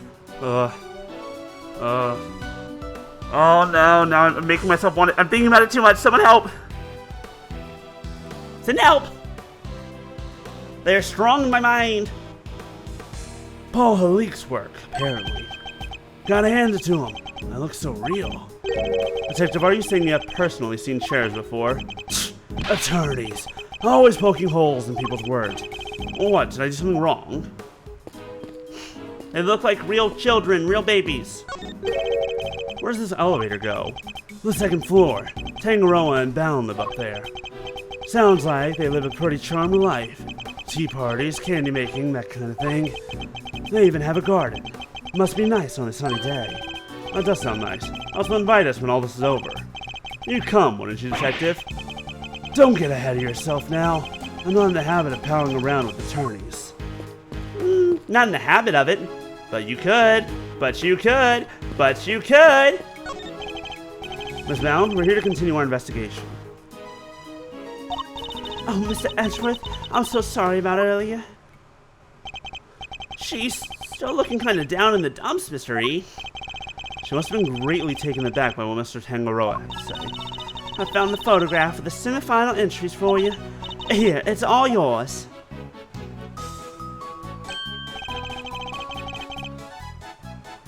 Wow! This cone sure knows how to make a cute cake. Yes, Samson loved to design for that one. And he loved the designs and flavors of Mr. Gusto and Mr. Frost entries too. One problem was their flowers are 100% exactly the same. And also there's something about them that's very similar. As Samson mentioned earlier, they tasted exactly the same. However, the respective entries for the final tasted nothing alike, it seemed. Was there anything else of note that changed between the semi-final and the final? Nothing major, but I guess there was one thing. Mr. Gusto's son was always here with him and throughout the contest, but he was nowhere to be seen during the final. Okay, we have a new person to talk to. Why would his son come and hang out at a contest venue of all places? Show us the sun! Show us the sun! Show us the sun! You're sure you're happy for us to keep hold of this? Oh, of course. Hope it helps in your investigation. Oh, and I also have the book containing the recipe for the cure Samson mentioned. We've seen this book before. It's the Angel's Cookbook. It was in the chocolate frame in Tangaroa's room. Oh, that's right. He put it on display there so that everybody could see the grand prize. What? The cure is in the ultimate cookbook? So it's not a book of dessert recipes, I take it? Oh no, we told the contestants, of course. But I guess nobody told you yet. So the contestants all knew what the ultimate cookbook was the whole time. Wait. The ultimate cookbook isn't a book of regular food. It's a book of medicine. Fascinating. I'd like to hear more about the cookbook, if you don't mind, Miss Bound. I want to look at this real fast. Yeah, they have the same flowers and like the same like lower setting bit basically, even if they're arranged slightly differently. Other than that, I guess the Phoenix and the Unicorn are both pretty different, but also similar in some ways, but different enough. Unlike the whatchamacallums, the statues of Pisces and Gemini and Taurus and Capricorn all looking very similar. So if I understand correctly, the Ultimate Cookbook is actually a collection of recipes for different medicines. Exactly. Or rather, totally new medications that haven't made it to market yet, to be precise. Not FCC, FDA approved, that's the one. Hold on, it took me a minute to remember which one. To the right buyer, pharmaceutical company, for example, it would be worth a fortune. But why make that the grand prize in a confectionery contest? Mr. Tangaroa is the sole heir to the Tangaroa family fortune. Perhaps you've heard of the Tangaroa Group? Nope. The Tangaroa Group? Yeah, I think I've heard of them somewhere before. It's a major pharmaceutical corporation. Sells all kinds of pills and poisons. Oh yeah, that new Cold Killer Pro has been making some real waves since it went on sale. I always reach for a cold kill when I'm feeling under the weather. Which is never, as far as I've seen. So I'd like to hear more about this Tangaroa Group, if you don't mind. I want to see what the ingredients are. I want to see what the ingredients are for this cure. So did Mr. Tangaroa not want to take over for his parents and go into the family business? No, he preferred the idea of making people's lives better through the power of confectionery. And his parents supported him in his quest to become the best in the world. And when they passed away, he inherited the cookbook. But why would he make such a valuable heirloom a mere contest prize?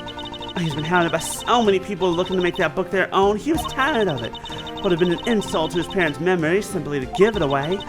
So he decided he'd find somebody he felt was worthy of it. I'll bet the board of directors love that. Handing over the fruits of all their expensive research to someone else. I hated the idea, of course, which is why Delicia entered the contest. The Tangaroa Group wanted her to win the book back for them. So you knew she was a pharmacist all along? Yes, and not only that, I told her how to appeal to Samson's... What happened?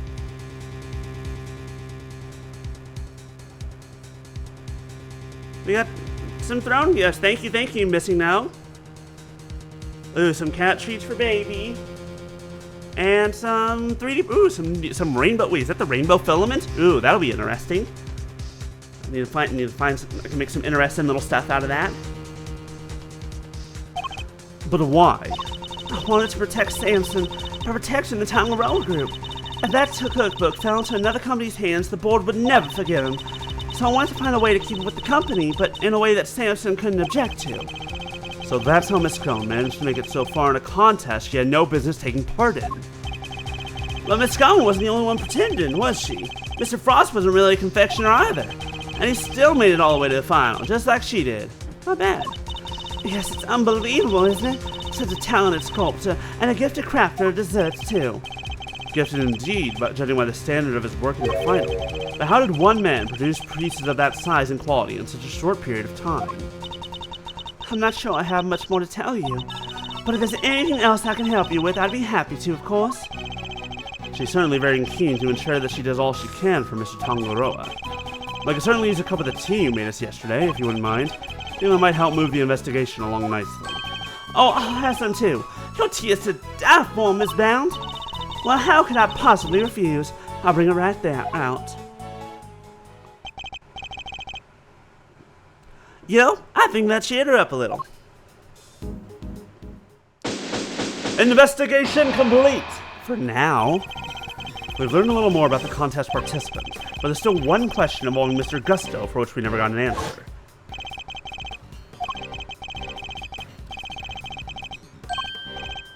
Right, we never learned. Right, because Von Karma didn't let us hear Mr. Gusto's answer for going in the Frost Room, or what happened, or anything about his son, if that's important. Also have questions about the work he submitted for the semifinals. A confectioner who admits to lacking design sense and a sculptor with it in spades. Wait, do you think that they were cheating by working together?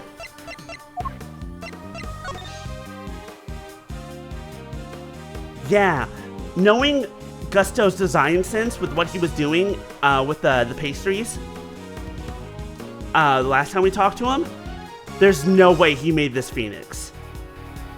And that's probably why they taste the same, is because they have the same ingredients, but different and that's why the flowers are the same as well. Gusto made the ingredients and all that, and then Frost put them together for the designs. They were cheating. Mr. Gusto could not have hoped to win such a high-level contest by himself, which is why I'm beginning to wonder if there was some sort of connection between him and Mr. Frost. Detective, I need to ask Mr. Gusto a few more questions. His story doesn't quite add up for me. Me neither. We need to figure out how to get in touch with him. Oh, do you know? Oh, hi, Von Karma. Good luck with that, because I have no intention of allowing it. Mr. Von Karma, I am already in the midst of my own investigation into Gusto, so there's no need for the likes of you to pester him with the same questions again. I will, however, be able to answer any questions you might have. Seems dead set on preventing me from talking to Mr. Gusto. In which case, fine. Then allow me to take you up on your offer. I don't expect you to tell the truth. Very well. What is it? I'd like you to tell me about the connection between Mr. Gusto and Mr. Frost. He's gonna lie to me and we're gonna pull it out of him. The connection between Gusto and Frost is simply a matter of coincidence. They both happen to be taking part in the same contest. Wrong. And that's all? That's all I have to say to you. What? That doesn't help us at all. I have to confront him with evidence if we want to draw the truth out of him. And it's imperative that we do. He's clearly hiding something. Alright, Mr. McBitchface.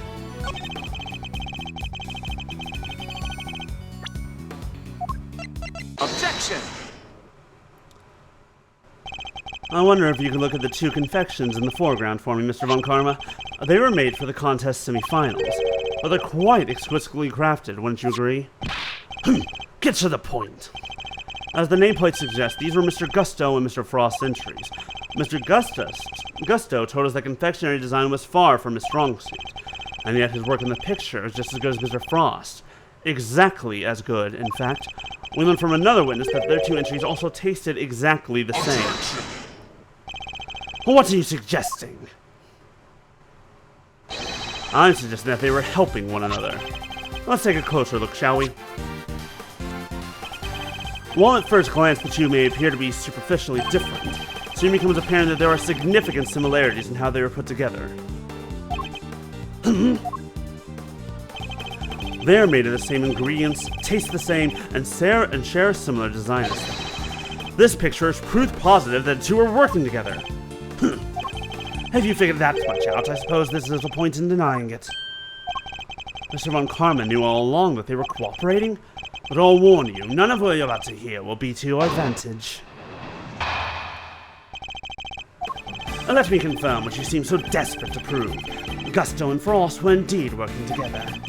Gusto spelled out the details of his relationship to Frost during his questioning last night. It seems they were helping one another right up until the day before the final. So, you knew that the two were cooperating. Mr. Von Karma, why are you trying to bury the truth?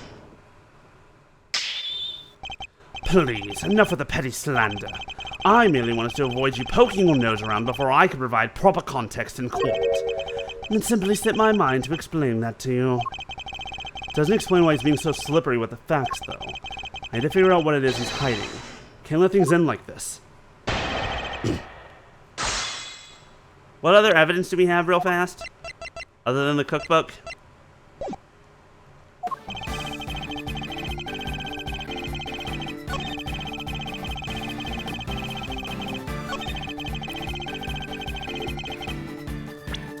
But didn't... let me see.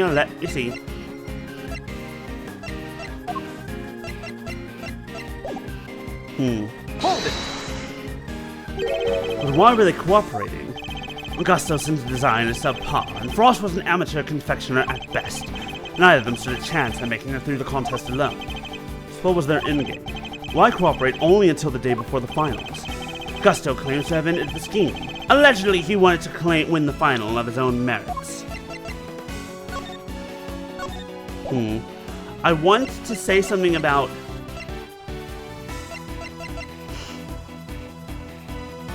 Yeah, about the fact that they weren't helping each other. His one and only goal, really, was to be crowned the world's best confection, and his pride would not allow him to do so with the help of another. Jeez, can only ever win hollow victories, I guess? I was under the impression that the collaboration only lasted through the semifinals, but I'm starting to think it might have lasted up through the finals itself. Mr. Von Karma, I'd like to ask you some more about how long they worked together for, if you don't mind. If you must.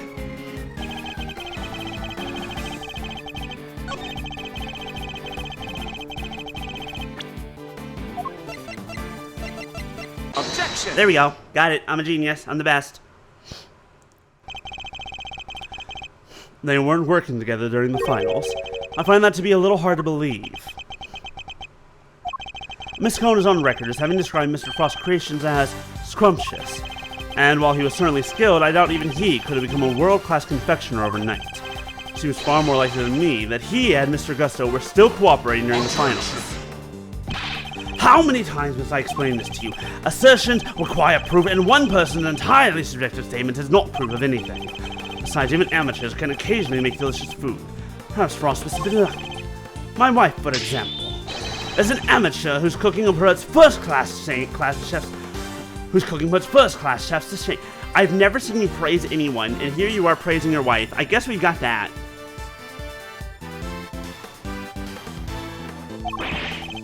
How is that not an entirely subjective statement? Furthermore, you are ignoring another crucial part of the pharmacist's testimony, namely that she also described some of Frost's work as having been unbearably salty. In other words, your evidence actually shows that Frost failed to produce the perfect confectionery. No more objections, I take it. Must be some way I can prove that Gusto and Frost are still collaborating. Mr. E? There's something that's been on my mind. Yes? What is it, Eddie? Mr. Frost's entry for the finals. When they're taking a while to make? I would imagine so. Making flavored water, freezing it all, and then carving 2 whole sculptures? Could he really have done all that and help Mr. Gusto with his work? If it was me, I'd have barely gotten as far as setting the flavored water up to freeze part. I just can't see how Mr. Frost could have pulled it off. Perhaps there's some lawyerly instinct in you after all, Eddie. Your pondering certainly points to another possible— What? You're still eating the paper. I'm chewing on my thorns. You know what? As long as it works for you. And he's right. Mr. Frost would have needed to freeze his own large blocks of flavored ice to create his art. And there wouldn't have been time to do that during the contest itself. So what Mr. Frost should have done in order to finish his flavored ice during the time limit? Make it out of something else entirely? Or make the ice the day before? He must have made the flavored ice the day before. Then he all would have had to do is sculpt it. What are you muttering about now? No, I'm sorry, I just realized something, that's all. I realize that you're correct. What? Mr. E! I hope you know what you're doing. Oh, accepting defeat at last, are we? The only thing I'm accepting is perhaps one of the things you said was true. They were helping one another right up until the day before the final. Just as you said, the day before the final really did mark the end of their collaboration. Mr. Frost's entry was carved entirely from blocks of flavored ice, which would have needed at least a day to freeze, and whose flavors were therefore have already been prepared by Mr. Gusto.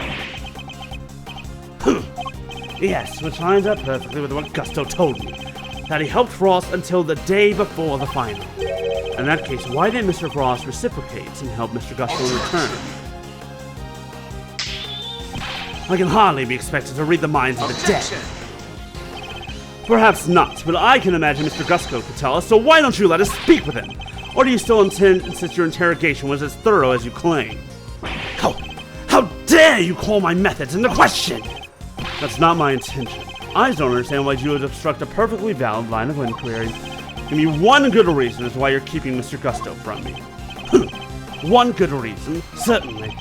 The how and why of Mr. Frost and Gusto's collaboration have absolutely no bearing on the case. How can you possibly say that with any certainty? If their relationship had broken down for some reason, that could have well been the motive behind this murder. Could it indeed? Then why did Gusto himself tell me all about it? Why did the man you seem so keen on accusing share the details of a collaboration with the prosecution? Please tell me you have some proof to back up your preposterous suspicions this time. Mr. Gusto only acted suspicious one time that we know of. I imagine Mr. Von Karma is aware of exactly what that suspicious act was. Which means this is probably a trap. Well, cat's got your tongue. But even if this is a trap, I can't back down now. Mr. Gusto snuck into Mr. Frost's room, and we still don't know why. That fact alone is reason enough to suspect him.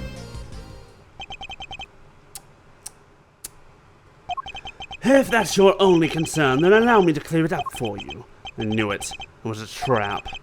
I was saving this for the trial, but considered it a taste of things to come. Plus, I'd hate for the proceedings to drag on because of your needless interjections. Here, take a look at this.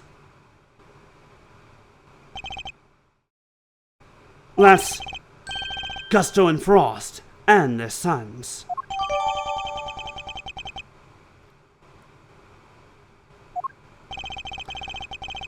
Gusto snuck into Frost's room in order to retrieve this photograph. But why? It seems their sons attended the same elementary school. Gusto was concerned with the fact that Mr. Frost and his acquaintances might place him under undue suspicion. A concern that you have just proved was entirely well-founded. Gusto's actions make perfect sense, and you have given me no reason to believe otherwise. Question, do you have proof that the photograph is in there and that he didn't just have it on his person already? Like, you're just taking him at face value? You're just accepting him at his word? Yes? No? Okay? Fuck you? He's never going to let me talk to Mr. Gusto.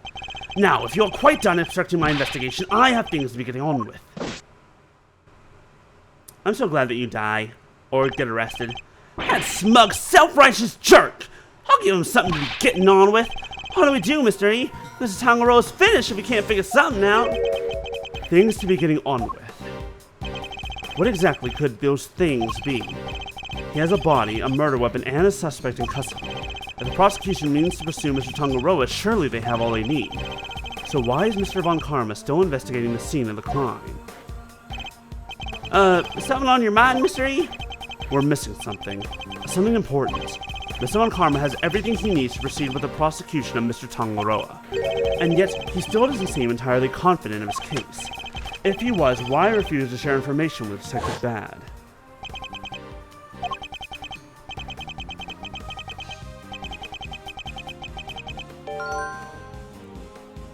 "24 hours post-murder and there's still no autopsy report.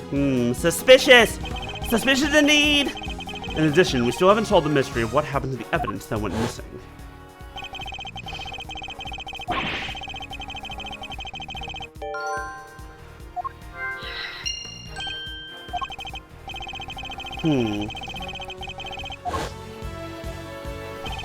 Evidence that turned up not in Mr. Tangaroa's room, but in a most unusual place.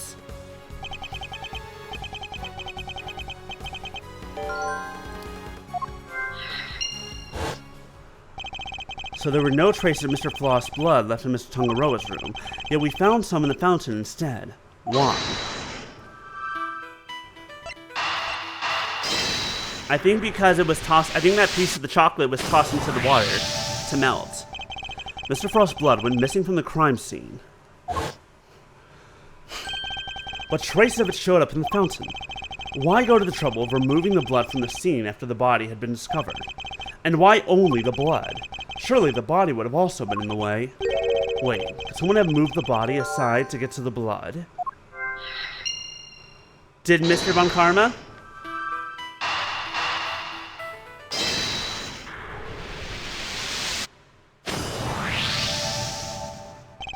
So the body might have been moved aside, or even removed from the scene of the crime entirely. After all, as far as we know, there's still no autopsy report. We've learned plenty about the murder weapon and the suspect, but very little about the body itself. Our assumption thus far has been that the body had been removed by the forensics team. What if someone's a liar? But what if that assumption is false? What if Mr. Von Karma wouldn't show Detective Bad the autopsy report as something other than spite? What if we've been thinking about this the wrong way around all along? The question isn't why did Mr. Von Karma hold back information about the body? It's, did Mr. Von Karma even have any information about the body in the first place? How do things look from that angle? Perhaps the body hadn't been removed by the police in order to carry out an autopsy. Perhaps it had already been removed and hidden in part away by the culprit before their arrival. Wait, are we saying... Okay, now I'm saying this. That Judy fucking Bound took a picture of Samson like this and then removed the body, or then spent time removing the body, or at least preparing to, and then did the scream, and then caught the police in here, and like, oh, okay, the body's already been picked up by forensics. Cool. Mystery? We both heard the rumors about Mr. Von Karma's questionable methods. Fabricated witness statements, shady deals, forged evidence even. Sure, everybody's heard of that stuff, but what's that got to do with us right now? I would never judge a person on the basis of rumors alone. Even Mr. Von Karma. Try my best not to let my preconceptions color our interaction with them. Nonetheless, it appears he may indeed be willing to twist the truth to his own ends. Twist the truth? You mean he's been playing dirty? That no-deal-good snake in the grass? Low-down, that's the word I'm trying to think of. No good, low-down snake in the grass. I fear he might have been and still is, and I'm not about to let him get away with it.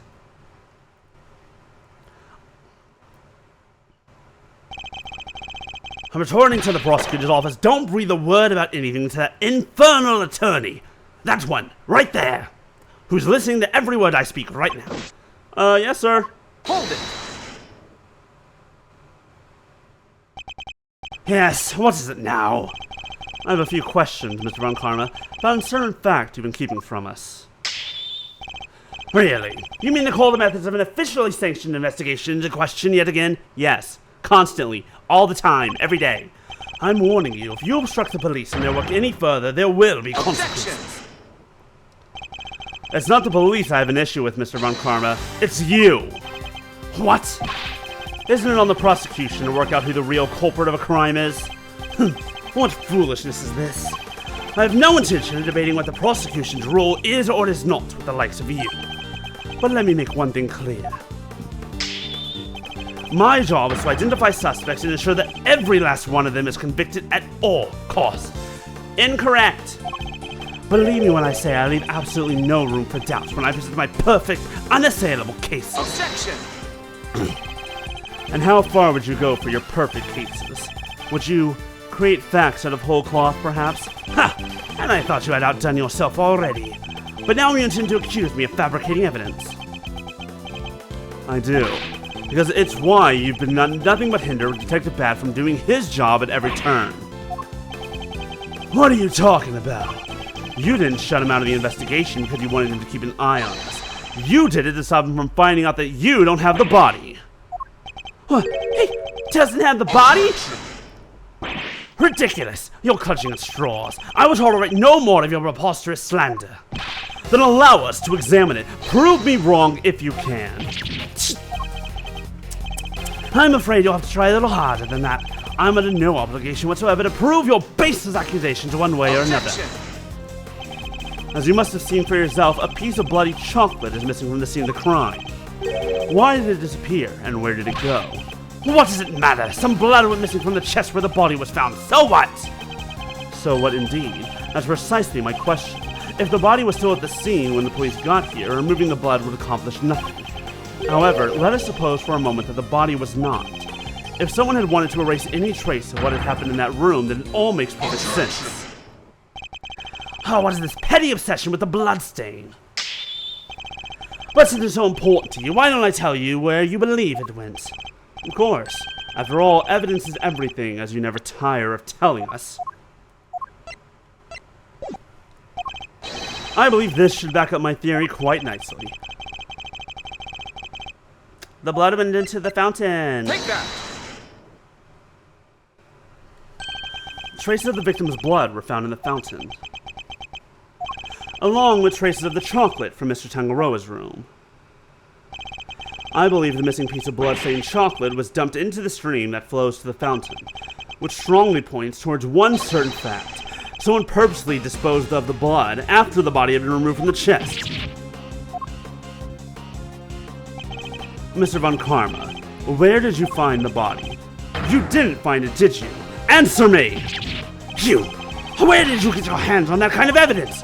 You have neither the authority nor the means to carry out that kind of analysis on the fountain water. No, but I do. Cursed you bad, you've been a thorn in my side from the moment you were assigned. Well, no longer, as of now, you are officially off the case. I was barely on it in the first place. Mr. Von Karma, you still haven't answered my question. Will you admit it? Will you confirm that no body was ever recovered? That's really quite the claim, you know, and one for which you'll never find any proof for, I'm afraid. What must I do to get an answer out of him? Now, if you don't mind, I have given you quite enough of my precious time already. Yo, fuck Von Karma. Me and all my homies hate Manfred Von Karma. We love Francisco Von Karma. Manfred, however, Manfred can go suck it. I look forward to destroying you in court, Gregory Edgeworth. Hi, Kayla. What are we nerfing? We're gonna nerf the hell out of Von Karma in about 17 years from now. Your precious logic and theories won't save you then. Nothing will. The power of logic won't save your defendant. Isn't that what being a lawyer is all about? Not when I'm involved. Mark my words, Mr. Von Karma, your methods will be your undoing. No matter how you try to hide the truth, I'll bring it all to light in the end.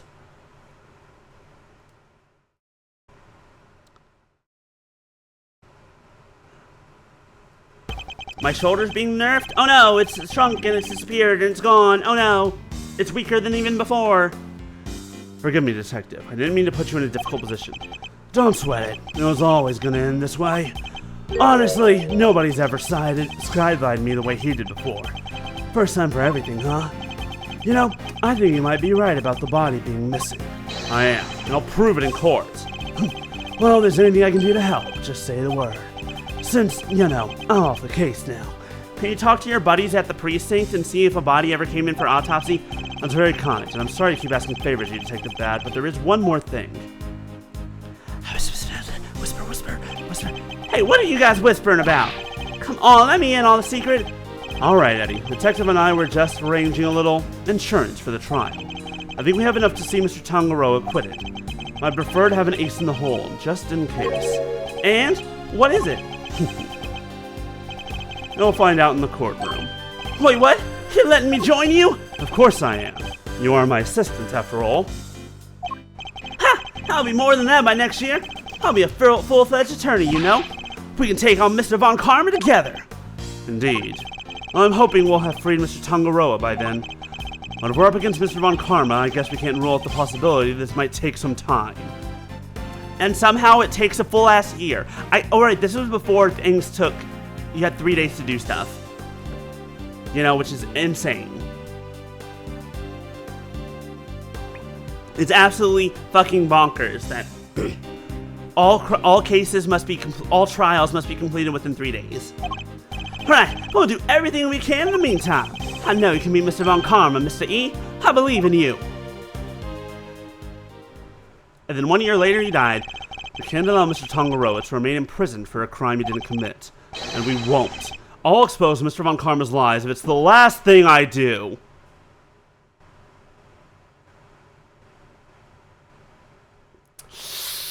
About that, sir. You see, well, you certainly give it a good college try. And no one can fault you for that.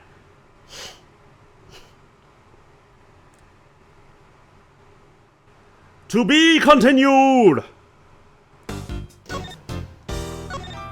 Maybe he should have worded that better and would have kept him safe from dying.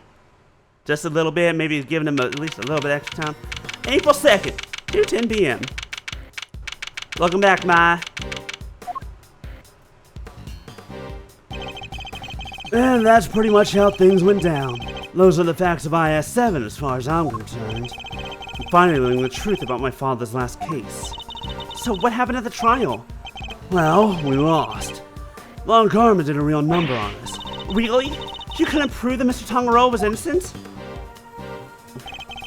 Oh, we could prove it all right. Had a decent little pile of evidence in our favor. Problem was, we underestimated Von Karma. He fought even dirtier than we'd feared. I can imagine. secure a conviction at all costs. That was always his guiding principle. Yeah, ain't that the truth? Anywho, the trial dragged on and on. Whole thing took about a year in the end. I'll never forget the day the verdict came down. December 28th that following year. Say for now, so... Oh, mama, we're talking over 17 years ago. Time sure does fly, huh? December 28th. I was there that day 17 years ago, sitting in the courtroom gallery. Just before the trial got started, Gregory noticed that Samson was looking even worse than usual. Turns out the poor guy had finally reached his limit. It was so bad he even said he wanted to be found guilty. Oh wait, you mean they forced a confession out of him? Yeah, Von Karma thought what he'd been pushing for from the very beginning. Coerced confession. Some fucking bullshit. And when Gregory tried to drop the bombshell about there being nobody to speak of, he learned that Von Karma had used the power of the police to head him off at the pass. Even had himself a fake autopsy report. But that wasn't the end of it. Von Karma had gotten Samson to falsely testify against himself to being an accessory to murder in court. Along with his confession, the poor guy's goose was well and truly cooked.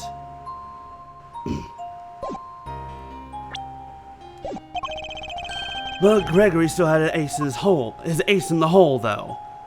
I'm about to say the hole in his ace, but the same ace he asked Detective Bad to help him with, the Exactamundo. And he knew he needed one last card to play if they squeezed the confession out of Samson. So he had Bad record all of Samson's interrogations. I guess Detective Bad really wanted to know the truth too, huh? We all did, but he was a trooper, stayed with the case even after Von Karma took him off it. He was tied up in some other big case too. Good old Bad. They don't make him like that anymore, looks to Gumshoe. Oh well, he was... Anyway, Gregory presented the recordings as proof that Samson's confession was coerced. And you know what? It almost worked. A cop named Ian Seidman got fired. Samson's interrogator and the initial detective before Bad. He took the fall for pretty much the whole thing. But Von Karma didn't get away scot-free. In fact, he was disciplined by the chief prosecutor. For the one and only time in his 40-year career. Up until, me and Phoenix beat the ever-loving shit out of him. Still, Samson himself couldn't stomach another day in court. So when that guilty verdict came down, it didn't just signal the end of that day, but of the whole sad affair. I don't remember a lot to myself, but my father's face when they declared Mr. Tangaroa guilty. I was a young child at the time, but even I could tell how much he was hurting inside.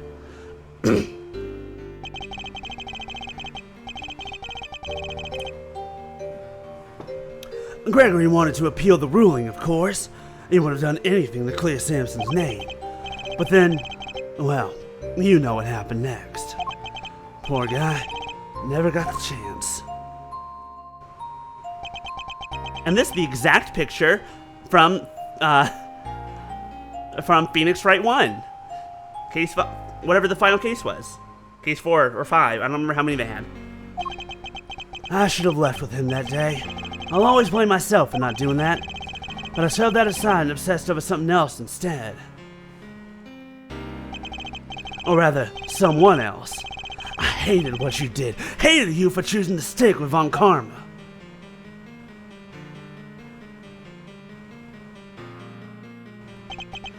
I hope you can forgive me. No, you had every right to hate me.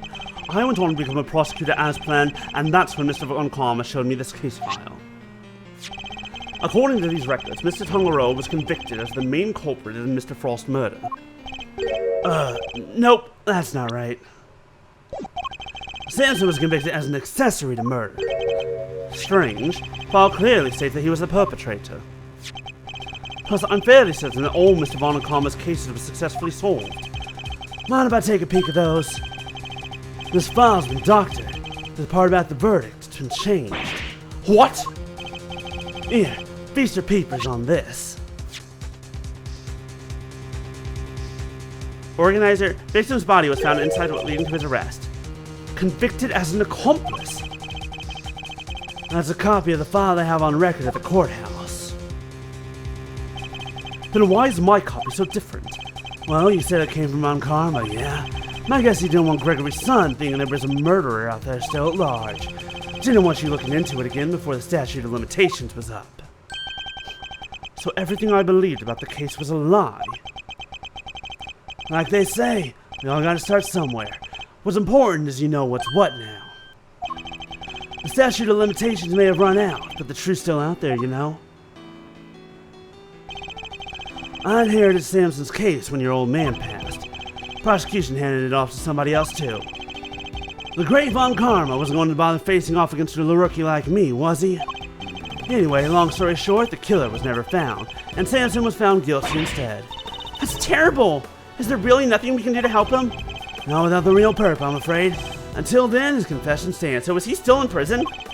Speaking of which, I didn't find out until after the verdict had been handed down, but Von Karma threatened Samson and made him a deal. Told him if he didn't confess, he'd make sure Judy was convicted instead. How could he? Samson knew there was no way Judy could have done it, of course, but he wasn't going to take any chances. So he did what he was told and confessed to keep her safe. Now ridding me this, Mousy boy. Why do you think your Uncle Eddie just happened to be in the prison the day Bronco Knight died? That's right! You were there to see Mr. Tongaroa. Bingo! Judy and I both promised we'd visit him every day. I didn't quite keep that promise, but Judy did. She never missed one visit in all these years. Come rain or shine, she always showed up. But none of that changed the fact that Samson is still being unduly punished day after day. How heartbreaking! We've got to do something, Mr. Fender. Well, kiddo, that's actually why we came here. The ice sculptures are back on display, just like they were all those years ago. And we're going to see what we can find out. Right, Miles Reno? But Prosecutor Fender, I don't look at these things in the same way as you or my father. Miles. But that doesn't matter right now. Speaking not as a prosecutor, but as Miles Edgeworth, I want to know the truth behind both of these cases. And I'm not leaving until I do. You really are old Gregory's son, through and through. Alrighty then. Now that that's sorted, we can really get to work. Good thing I brought the IS-7 case file and evidence with me today, huh? Here, documents first. Who doesn't love paperwork, am I right? The parts in red ink are my annotations. Oh God. And here's some evidence for you. Enjoy. There's quite a few, so I'd take a minute to scope them out if I were you. Oh God, small mountain of evidence. Jesus Christ. How are you carrying all of this without me noticing? Just put it in your pocket, it'll be fine. How the fuck did that fit in there? Yes, I see. We'll take a look at them in a bit. Let's look at them now. You know, our current case is full of loose threads too, come to think of it. Okay, what have we got? We have the cloth. We have the painting. We have the ingredients. We have the... Oh, you can't look at it yet. Indeed. Are the key players in that incident 18 years ago who just happened to get caught up in another incident. Are the ice sculptures in the Winter Wing that are perfect replicas of the ones from 18 years ago? Are the poison gas attack in the Autumn Wing, which has been designed to look like the Winter Wing? The two chemicals that were found inside the Pisces statue display case, ubiquitum and asphyxium, that form a poisonous gas when mixed together. The victim of the gas attack, Carmela Gusto, who is no stranger to the events of 18 years ago, and who is still unconscious and undergoing treatment in the medical room. And finally, we come to the body floating face down in the fountain, who we still haven't identified, by the way. And the fact that the ice sculptures have melted, just as they did all those years ago. The events of the present day would appear to be immediately and intimately linked with the events of the past, which means they may be able to help us learn more about what happened 18 years ago. Sounds good to me. Let's get investigating. Oh, it's this dickhead. Oh, no, you don't. Aren't you forgetting somebody? Nobody important. I could have sworn this was my investigation. Eustace is quite right. I do hope you aren't intending to obstruct him in his duties, Mr. Edgeworth. I would hate to have to add a guilty to my reports. What? When have I ever obstructed him? Nah, I'm doing my own investigation, bitch. We're separate. And mine's better. What am I guilty of now? Of course not. I am simply offering once again to do what I can to help with this investigation. Your offer is duly noted and duly declined. She isn't pulling any punches. Again, as usual, like always. The identity of the body from the fountain is currently being ascertained, and it's only a matter of time until we have all the information we need. Perhaps I can help you speed that process along. I think I have an idea of who our mysterious mystery victim might be. What? Really? Then you have to tell me! It's law! Very well. Maybe it isn't just the ice sculptures that have resurfaced after 18 years. Hey, I have an idea! Yoo-hoo! Hands raised! I have an idea! I just thought of something! Oh my goodness, I have a wonderful idea! What if he's not dead? What if he never died? What if Frost survived? Like, purposely survived?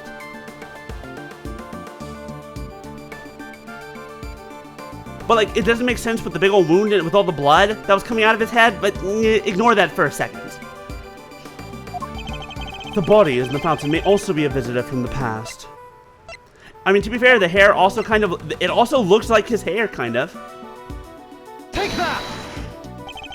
I believe the body in the fountain is that of a man who was murdered here 18 years ago, Mr. Artie Frost. What? Wait, no. You're saying that was poor Chili Winks? Oh, wait, who the heck is Chili Winks or Artie or whoever it is you're talking about? Artie Frost was a famous sculptor, Eustace, although he was better known as Paul Halique. And the sculptures on display here are all his works. No way! I don't think he did well for himself. Always good to encounter a fellow winner. Mr. Frost was also the victim in the IS-7 incident. Judge Gravel knows about the IS-7 incident. Mr. Edgeworth, the IS-7 incident is an 18-year-old case, and according to police record, the victim's body was recovered and an autopsy duly carried out. Sure, that's what the records say, but the records can't always be trusted. What are you insinuating? And while the records say stuff like, body totally recovered, the defense back then begged to differ. Now that stopped the prosecution from shutting them down hard, of course. Well, Gravel, are you gonna realize that someone fucking yeah, this is winner. What? Really? What is it, Eustace? The body. I've got an ID. Please. Some sculptor called Frost or something. So I guess Edgeworth called it. Goddess of justice. So my father's deductions were right all along. Well, Judge Gravel, I'd say this changes things, wouldn't you? Perhaps now you'll admit that I might be of use to this case, more than a certain junior prosecutor anyway. No fair! You're trying to steal the win! I'm doing no such thing. All I want is to uncover the truth.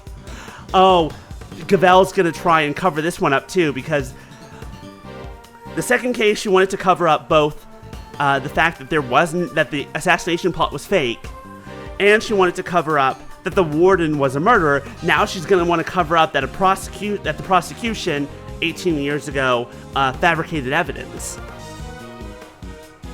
That's her whole job here so far, has been cover up after cover up after cover up. There's going to be the third time in a row.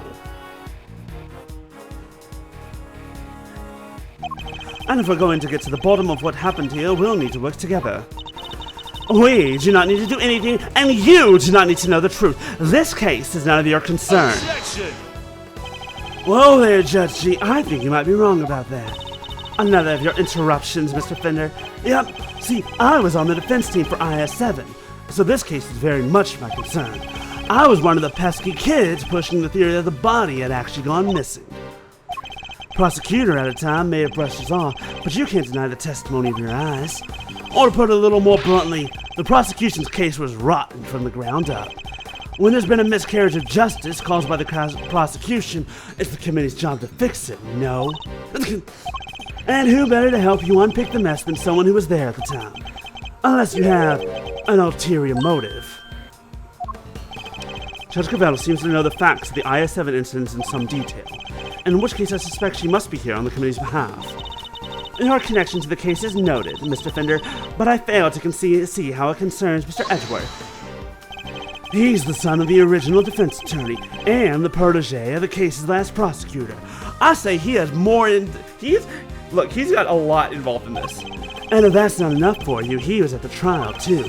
I think it's just possible he might have a little something to bring to the table, don't you? Very well. You may both assist in the investigation. Now come on, was that really so hard? No. Then why do you keep saying it through gritted teeth? Because I'm just so happy that you're on the team. But only if you refrain from interfering with the work of others. The Winter Wing is off limits for now. This room, however, is all yours. Alrighty. Great to hear we're on the same wavelength, G. Why don't we bring it in to show we're all on the same side of justice? Do not test me, Mr. Fender. Your permission to investigate can be revoked at any time. Duly noted, Your Honor.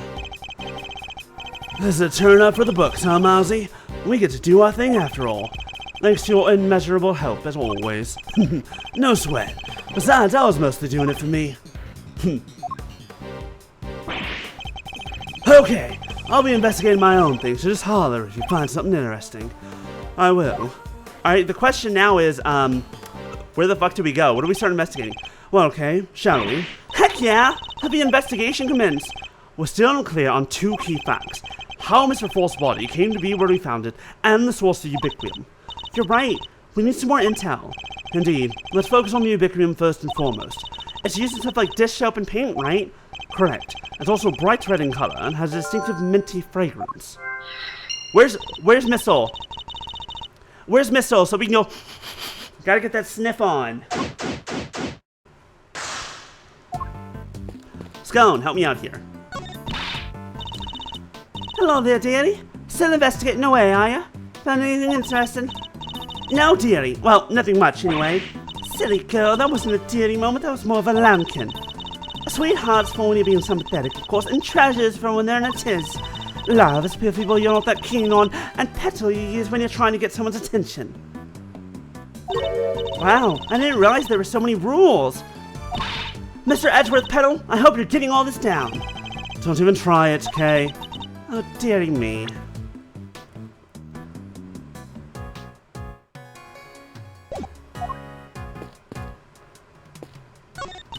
Statues of a man and a woman in old-timey clothes. Did Paul Halik make these as well? Yes, it seems he created them later in his life, once he had begun to make a name for himself. His wife pushed him to sculpt the two of them as ancient gods, and he couldn't say no to his beloved. The title is The Beautiful Goddess Venus and Her Humble Servant.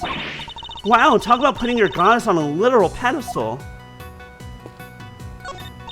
It's a sculpture of a brave warrior battling against a serpent. Did Paul Halik? He did. It seems he was fascinated by fantasy and mythology when he was a young man. This piece embodies the tragic yet gritty determination of the young as they face an impossible situation. It's called the Math Test.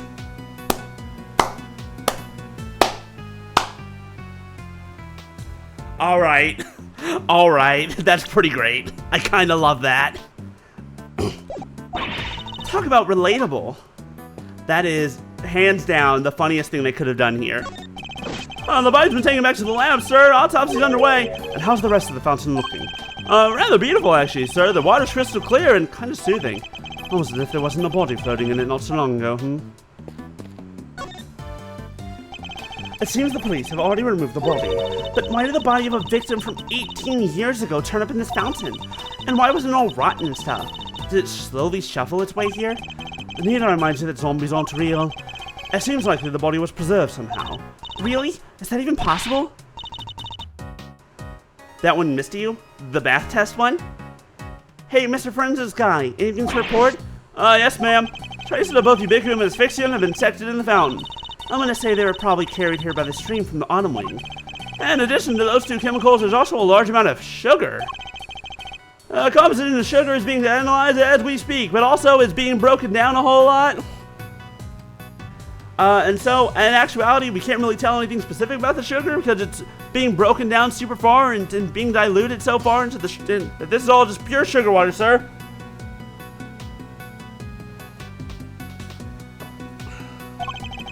The sugar in the fountain. Where would it even have come from? Isn't it obvious? The statues.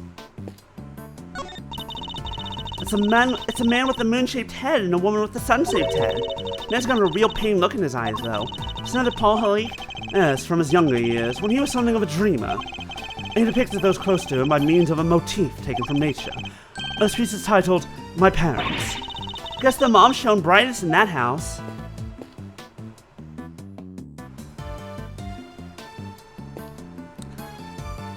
Larry, are you doing anything useful? Hey, Edgy, get out of the way, will ya? Oh, what are you talking about, Larry? I'm trying to sketch the lovely Verity, and I just know it's going to be a masterpiece, so quit getting in the way! Nice! How far did you get? I just mapped out my composition, so I'm ready to go to work. Then surely it's a little early to be declaring it's a masterpiece. That's our Laurice.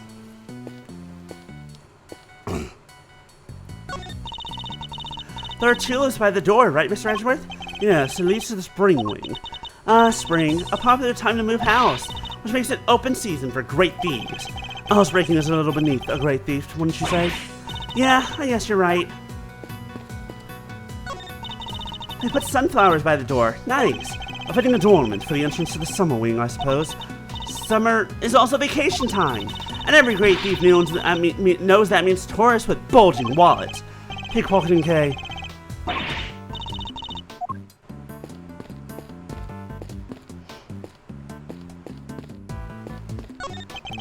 It seems the elevator is only accessible to select individuals.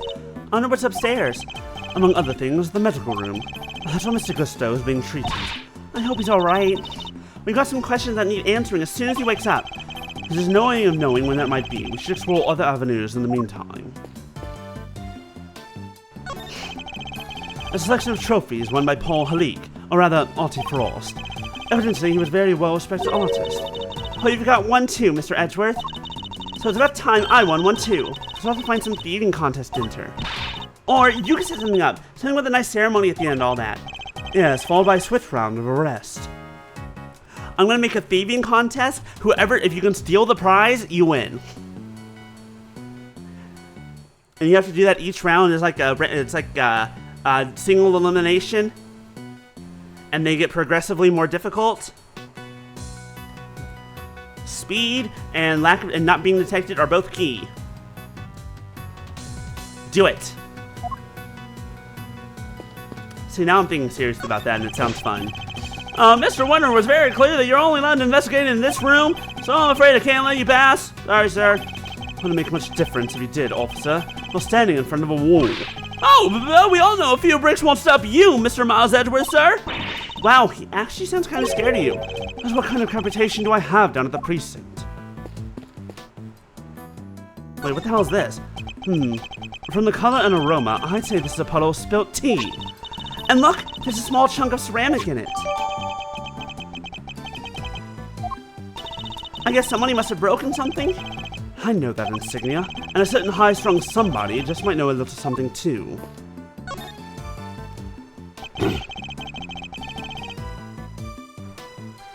Miss Bouncet is laid out neatly on the serving tray cart. The pamphlet says the gallery is famous for its tea. Understandably so, and the cups we were given were delicious. Looks like all this stuff was designed by Mr. Frost. Interesting. In that case, I think we'd better take a closer look. So this dishware is made by Artie Frost. Yep, there's a cup missing. If you count everything, there are 3 cups on 3 saucers on the left, and on the right there are 3 saucers but only 2 cups. One of the cups broke. It looks very fancy. Oh, it is. I'm willing to bet that this set can fetch something in the thousands of dollars. So let's not try and touch any of it unless we absolutely have to. Oh, is this really worth that much? Stop it, Kay. I can see your eyes lighting up. This one was really be Mr. Frost. Like Fender said, she'll have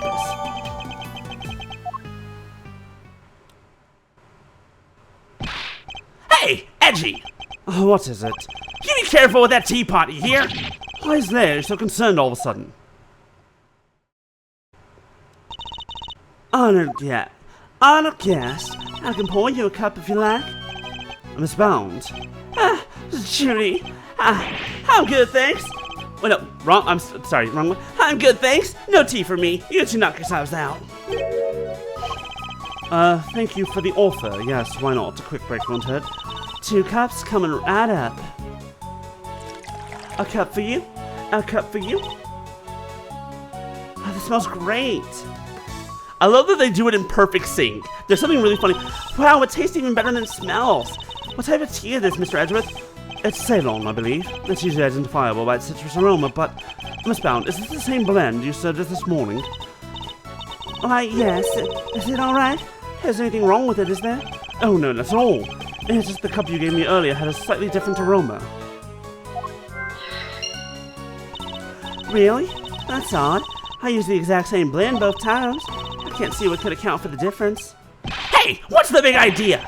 Quit being mean about Judy's tea, will ya? What's got under your skin, Larry? Nothing. You're just rude, that's all. Don't even try to call me by my right name. It's Laurice Duxnum, dang it. You know what? I'm done. I'm not talking to you anymore. Oh, that was childish, even for him. Wow, what happened there? Let's ask him about it later, shall we? Talking to Miss Bound is more of a priority right now. We may not have the evidence to prove that she's the culprit, but it does seem likely that the poison gas was her doing.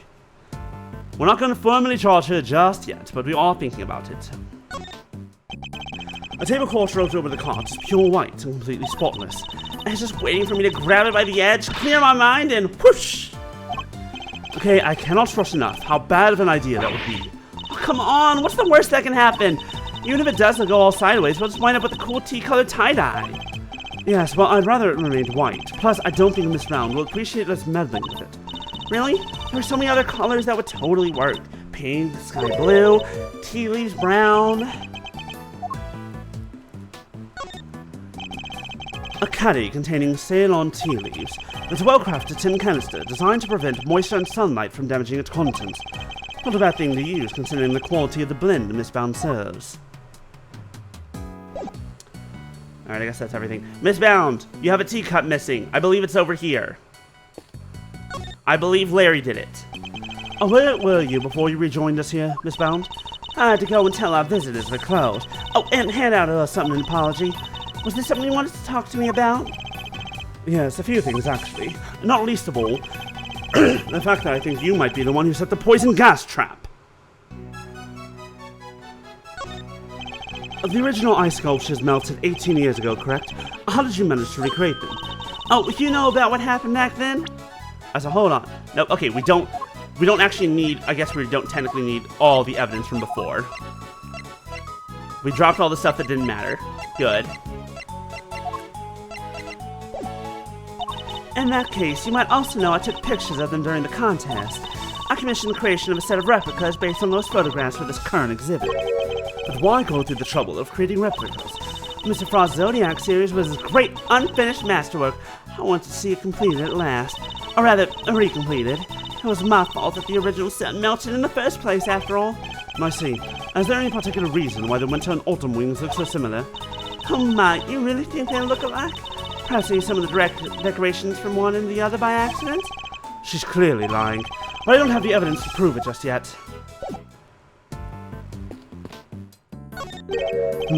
Why is there a lift car just sitting here out in the open? Guess somebody must have been moving something heavy. The top of the platform seems to be wet. You know, I've got a funny feeling I've seen this thing somewhere before. You mean like 18 years ago? Wrong one.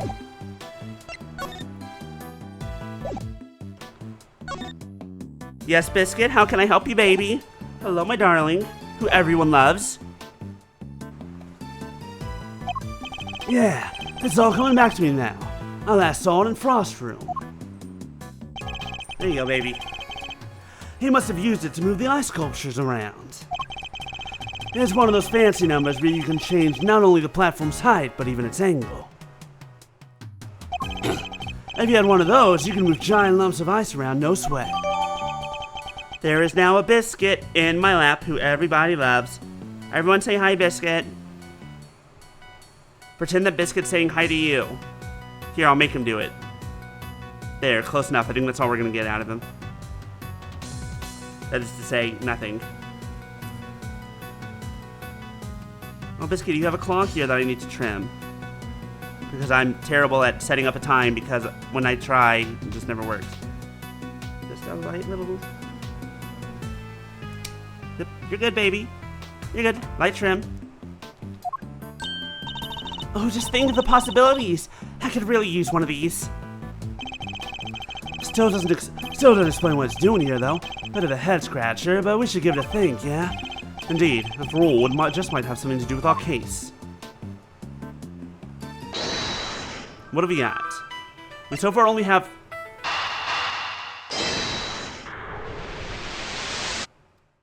Oh, damn it. I haven't proved it yet. I have a feeling that I'm right. I just need to prove it. I need more evidence first. Hey there, Mazarino. What's the situation with the investigation? Things are progressing. The full picture of what's happened is beginning to emerge. Good to hear. Guess I better step up my game, too. The case seems to have a lot in common with the incident from 18 years ago. And how? It's got the lot. Melting statues in the winter ring and even the murder victim's body. But how did nobody ever figure out that the body had gone missing? Frost had no family apart from his son. And, well, kid kind of vanished. Nobody's seen him since around the time of the incident. Gusto's son, too. Him and his best pal from school both just up and disappeared. But Gusto's here? Wait, hold on. I feel like this brings up a lot of questions. The two kids disappeared, and the dad of one of them, who's here right now, also doesn't know, never found out what happened to them? I'm just checking, baby. Okay. Want to make sure I didn't hurt you. What? And they were never found? Gusto's boy wasn't? Not as far as I heard, anyhow. Guess Frost Kid turned up in the end, though. He collected his inheritance at some point. But yeah, with no family around just after the incident, Frost got no funeral, no nothing. So, what if the person who died is Frost, but not Archie Frost? Archie Frost's son. So no need for the police to release the body, and no need for anybody to find out they didn't have it. They filled their fake autopsy report and nobody was any the wiser. Well, almost nobody. I still can't believe Mr. Von Kammel would have stooped so low. 1 year, Fluffy, thank you for the tier 3. Jesus Christ, I super appreciate it. With all the car stuff going on, I 100% appreciate everyone's assistance. And even just like hanging out in these trying times. Isn't that right, Biscuit? Isn't that right, my baby? Times are hard, but we are strong. And we shall make it. Scritchy scritch. I give you scritches. I still can't be okay. Do we have anything to present to you?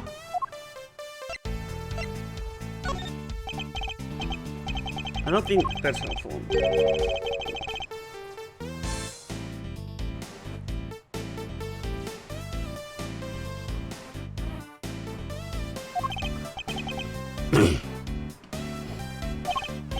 First of all, it was not a woman.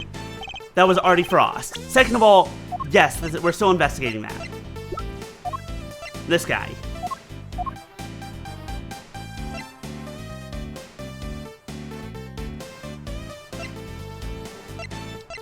Anyways, it's that we were partially looking back 18 years ago when he supposedly died, or did die, or something.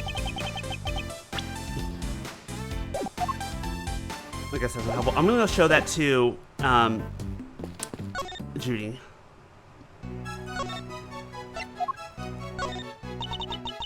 The hunt is on.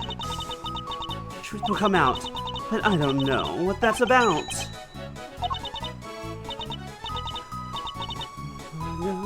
Okay, so that wasn't helpful. You think it's her? Like, this is the dude's cooking partner. We think it's her too, but we're not sure.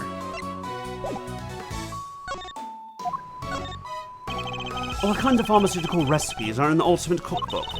Oh, there are so many, it would take a while to go through them all. But if you really want to know, well then let's start the show. Come join me as we sing this song. It's a nifty, thrifty 2 hours long. Now one by one we'll sing the things that the world's best little cookbook brings. What do you think, Mr. Edgeworth? Want to listen to the rest? No, that won't be necessary. Oh, all right.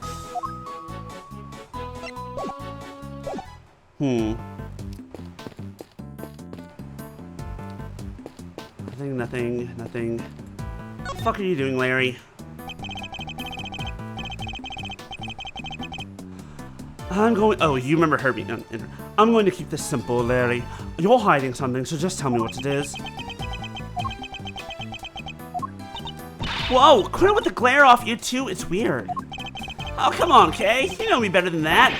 I wasn't staring, I was struck by an idea for a picture. Now, Edgy, he was glaring. Yes, and I'll keep glaring at you until you tell us what it is you're hiding. Quit it! I already told you, I'm not talking to you anymore. You're talking to me right now. I mean, from now on, I'm not talking to you ever again starting now. Oh, this is getting me nowhere. I suppose I'll have to figure out what he's hiding first before I can get the whole truth out of him. Would you mind taking a look at this for me, Larry? Why would you show me that? Tell me, what is it about Miss Bound's tea that's got you so agitated? If you won't tell me, then perhaps you'd prefer to explain it to Judge Gabelle. Oh wait, don't me look bad in front of Verity. She thinks I'm a sensible, cool, clean-cut guy. I don't want her to see the real me. A real low-down, dirty me. I'm not so sure anybody here thinks you're particularly clean-cut, Larry. But if you don't want her to think badly of you, the best thing that you can do is talk to me. Alright, I'll talk. Alright, Larry, enough is enough. Now confess. Is there any way to treat your best friend, Edgy? Is there any way for you to treat yours? By lying to him, hiding things. I get the picture already, so stop glaring at me like that. I'll tell you everything, okay? Earlier, I thought Verity might like a cup of tea, so I went to pour one for her. But I got distracted and my hand slipped and smash! I broke the teapot. A priceless work of art is in pieces because of me. No words exist to describe how far away I saw this coming from. Ouch. You really messed up this time, Lawrence. See, Edgy, everyone's going to think less of me now. Biscuit, be careful. Judy's never going to forgive me for this. Crying to me won't do you any good. I think you need to apologize to Miss Bounds. My teapot? I see. I'm sorry, Judy. I'm so sorry. I don't have any money, but I'll pay your portrait. I'll pay you 50 portraits. Please, Mr. Dukes. It's really me should be apologizing. How could I fail to notice that there were broken pieces of ceramics on the floor? Somebody could have been hurt. Here, let me make sure that's safely disposed of. This important question was designed by Artie Frost, correct? I understand it was something you've long treasured. You must be rather upset. Oh, I am. But of course, all things break eventually. And as luck would have it, I have another identical teapot. It's far from the end of the world. Is she less attached to Mr. Frost's work than she used to be? I can't believe this, Judy. You're the sweetest, the kindest. This other teapot you're talking about, it's the one sitting on top of the cart right now, right? What do you mean? Yeah, so when I smashed the first one, I tried to hide the pieces in the bottom of the cart. And that's when I saw that other pot under there, so I took it down and basically switched the two pots. Oh, I see. Yep, and that's everything I have to tell you. I'll be extra careful not to break the other one, I promise. You have no shame whatsoever, do you? I'm sorry. It's really quite all right. Thank you for being so honest. See, Edgy, isn't Judy the absolute best? I trust you don't take advantage of her kindness, so we'll make amends somehow. I sure will. Once I make it as an artist, I'm going to give her one of my paintings. She was one of my models, after all. It's only fair. At this rate, I suspect she's likely to make more trouble than amends. Don't you think it would be better for you to keep out of her way for a very long while? Oh, but I will be keeping out of her way, because I sketched her and the others already. Her and the others? Keen to see my work, huh? Yeah, I drew a few great sketches of some ravaging beauties. Want to see? Interested in Lauritia's ravishing beauties, huh, Mr. Edward? I'm afraid you've greatly misjudged, Kay. I simply wish to see if Larry has captured any unusual details this time, too. Unusual details? At least unusual like these, they're my best works yet. Really? Now I want to see them, too. Aw, you're a sweetheart, Kay. Alright, let me dig them out for you. Give me a sec, okay? I suppose we might as well take a look. I want to see how, you're not a bad artist. You're actually a really good artist, Larry, and it annoys me to no end.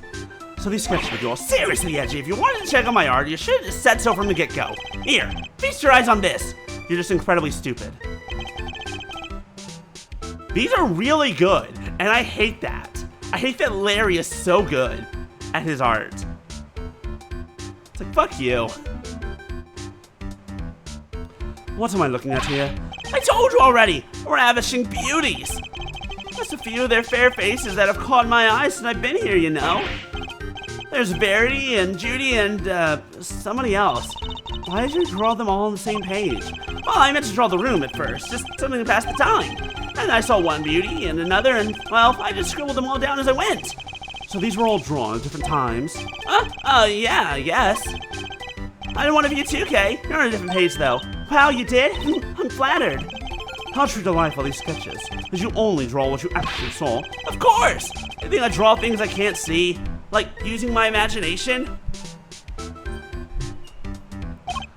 Nope, these are 100% true to life, right down to the exact shade of each color. So the colors were accurate. Interesting. All the sparkles real too. Oh yeah, 100%. I saw them. I see them all the time. Must have pained me to admit it. Larry may have provided me with a useful piece of evidence yet again. The serving cards in the sketch, for example, if I compare it to the one here in the room, there's a clear contradiction between the two. I think a little deduction is in order. Could I borrow this page for a while, Larry? Sure thing! Let me sign it for you? Just the page, please. I want to see what Scone is doing down there.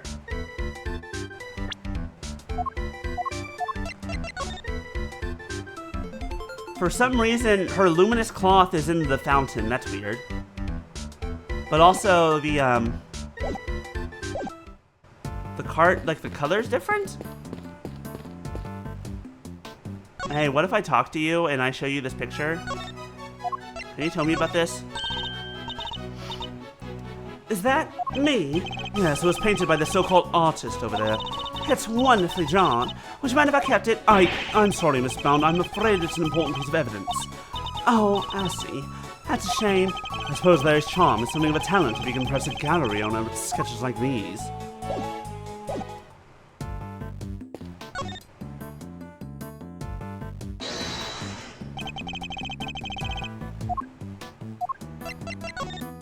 Okay, because it has a different color. Yeah, that's mainly it, is it's blue instead of... Eureka! Yep, we got it, we're good. Larry, could I ask you something about your sketches? Huh? Fascinated by the work of the great Laurie Stokesnam, huh? It's the composition, right? Not exactly. This light blue tablecloth. You painted that exactly as you saw it, correct? I already told you. Everything is exactly as I saw it. But the tablecloth on the card here in this room was white. Wow. Your head's so full of crazy theories, the simple stuff just passes you right by, huh? What's that look for? Listen, just because before I drew that sketch, I was in the middle of some business with the card with the tea set on it, huh? Okay? What kind of business? That's right, it was the hiding the pieces of the teapot I smashed kind. Has nothing to boast about. Anyway, I was still in the middle of cleaning it all up when Judy came out of the winter wing. I didn't want to get busted for breaking the pot, so I quickly dove out of sight.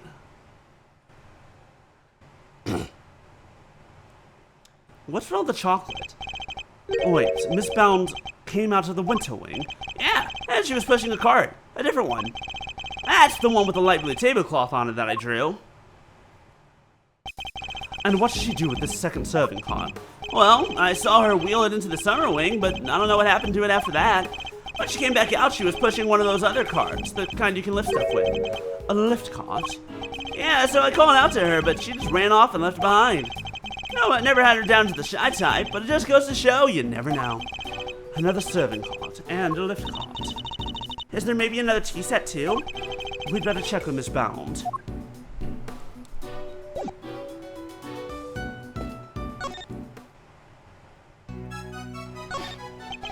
Are there two serving carts here at the gallery, Miss Bound?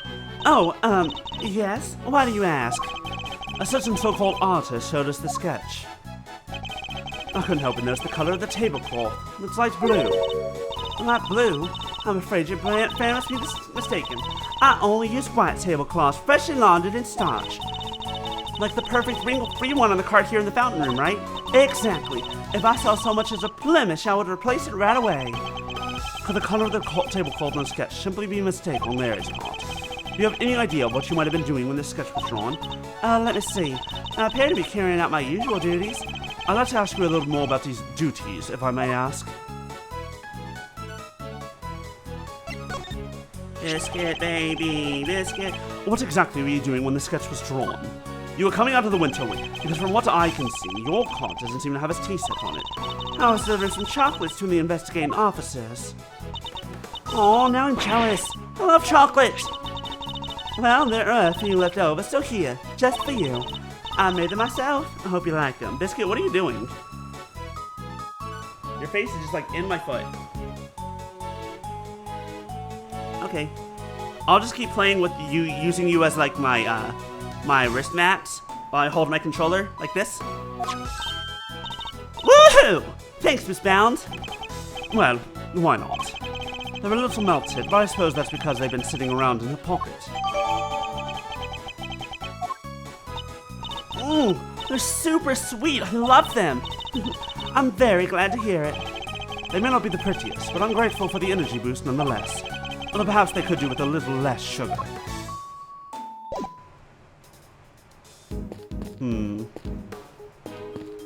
Curiouser and curiouser. The door here is marked with a nice autumny looking tree. And yet, it leads to the winter wing. I suppose it's all part of the deception. I could steal the leaves if you like, make things a little more wintry. I think you'd better leave them alone, Kay. The thing in front of the door is a fir tree, right? Yes, they're usually associated with winter, but this door leads to the autumn wing. I suppose it's all part of someone's elaborate ruse. I could paint it red for that autumny feel. Evergreens stay green all year round, Kay. Hence the name. Sure, I knew that. Hi, Biscuit. I want to... Alright, no, okay.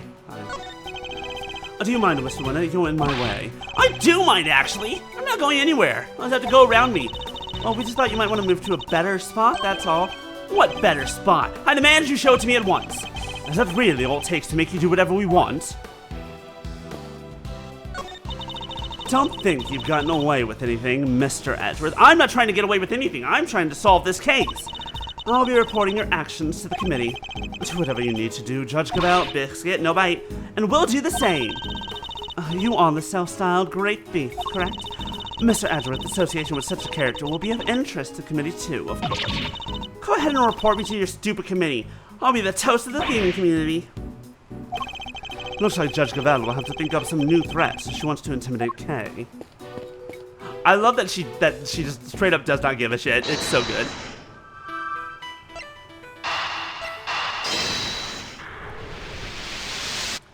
Anyways, the tea smelled different because it was from a different pot. I suspect the difference in aroma we noticed is due to the teapots having been switched. You do? I can't see what else it could have been. Well, the tea itself hasn't changed. Why don't we ask Miss Bound just to be sure? Miss Bound, the difference in aroma we noticed, do you think it could have been because of the different teapot? I suppose so. My cup just now had a subtle minty scent, rather like uva tea. Minty scent. A minty scent. Just like the smell of Ubiquium.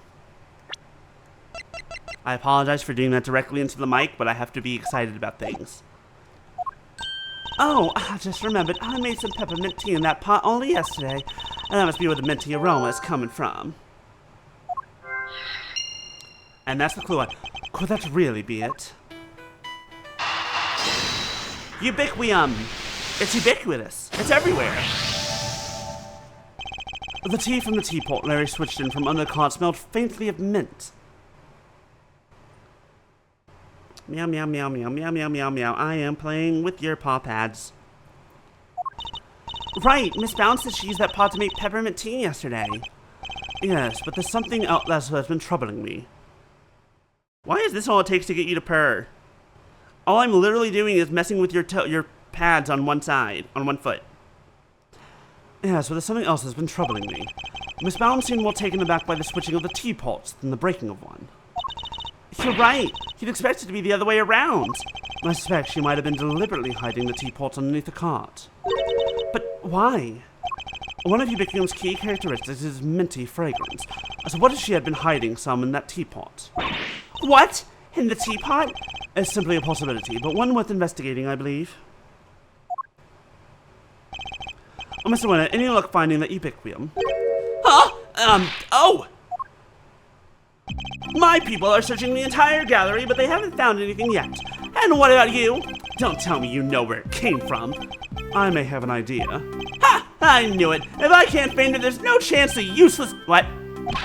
You do know where it came from? Yes. Where? A misbound teapot. Wow. Nice piece. I like it. Yeah, this looks like a fitting prize for a natural-born winner. It's not a prize, it's a vital piece of evidence, you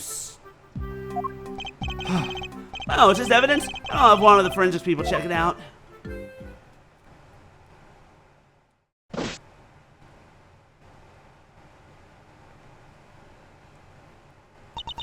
Mr. Edgeworth, is there some sort of problem with my teapot? Possibly. The minty fragrance we noticed coming from it, I think it just might be the scent of one of the chemicals used to make the poison gas. But, Mr. Edgeworth, surely you don't think I had anything to do with that? I'm afraid I do. The method used to create the gas would have required considerable preparation. Nobody would have had the time or opportunity to set that up except for you. That's not strictly true. It took around a week to get Zodiac Hall ready for the exhibition. There were all kinds of people coming and going through there during that time. Delicia, for one. So you see, I'm not the only person who could have set it up at all. Miss Cohen's on our radar too, of course. You needn't worry about that. And besides, I want to know the first thing about making poison gas. So if you did find some ubiquity in my teapot, I wouldn't have had any idea what to do with it. But I suppose we should see the test results safe. Hold on. Did you catch that? Please tell me you caught her being stupid. We noticed a fragrance that might have been one of the chemicals to make the gas. What? But how could Ubiquium have gotten into there? I don't even know how to make that poison gas. And I'm just immediately like, you fucking moron. You goddamn idiots. You 100% know what you're doing. Miss Brown claims she doesn't know the first thing about making poison gas. We need to find a way to prove that she literally just said that she knew it was Ubiquium. Despite the fact that you didn't say it. Edgeworth speaking. Sir, it's me! Is everything alright, Detective? Everybody's left the winter wing. It's just me here now, which means I can tell you what we found out. He really shouldn't be sharing information about the investigation, but after the past week or so, I'm not about to stop him now. The exhibits in here have all completely melted. All that's left in the display case is some stuff at the bottom. More of it in the Taurus case than the Gemini case, though. Describe this stuff for me if you can. Yes, sir. It's like a pale blue liquid. I had the lab run some tests just now. The sample from the Taurus case just had a bunch of sugar in it, but the one from the Gemini case had 3 different substances in it. Which were? Sugar, salt, and blood. Dun dun dun! Blood? What is salt and blood doing in the Gemini case's sample? Can't imagine whose blood it could possibly be, but I'll get it tested right away, sir. Please do, Detective. Oh, I also spoke over the radio with the forensics guy who works in the fountain room. He said he just got word that the sugar they found in the fountain matches the sugar in the pale blue liquid. I see. That might well prove to be a significant development.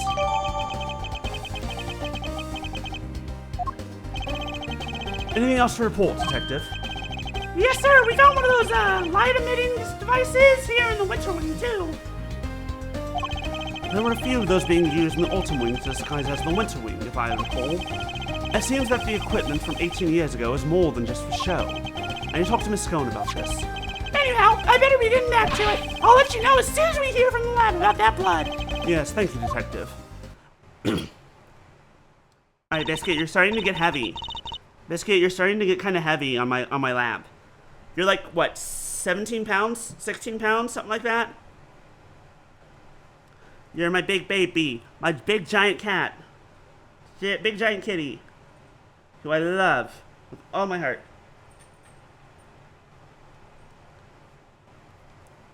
Was it Gummy? Seemed like he had a lot to say. He did, and all of it very useful. If I'm going to prove that Miss Brown's claims about who could have set up the poison gas trap are by Biscuit, Off you go. I only need to talk to a certain somebody else who was here 18 years ago.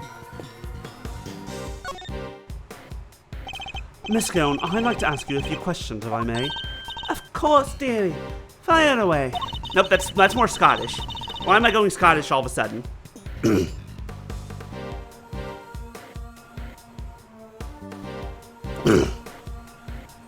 Righto.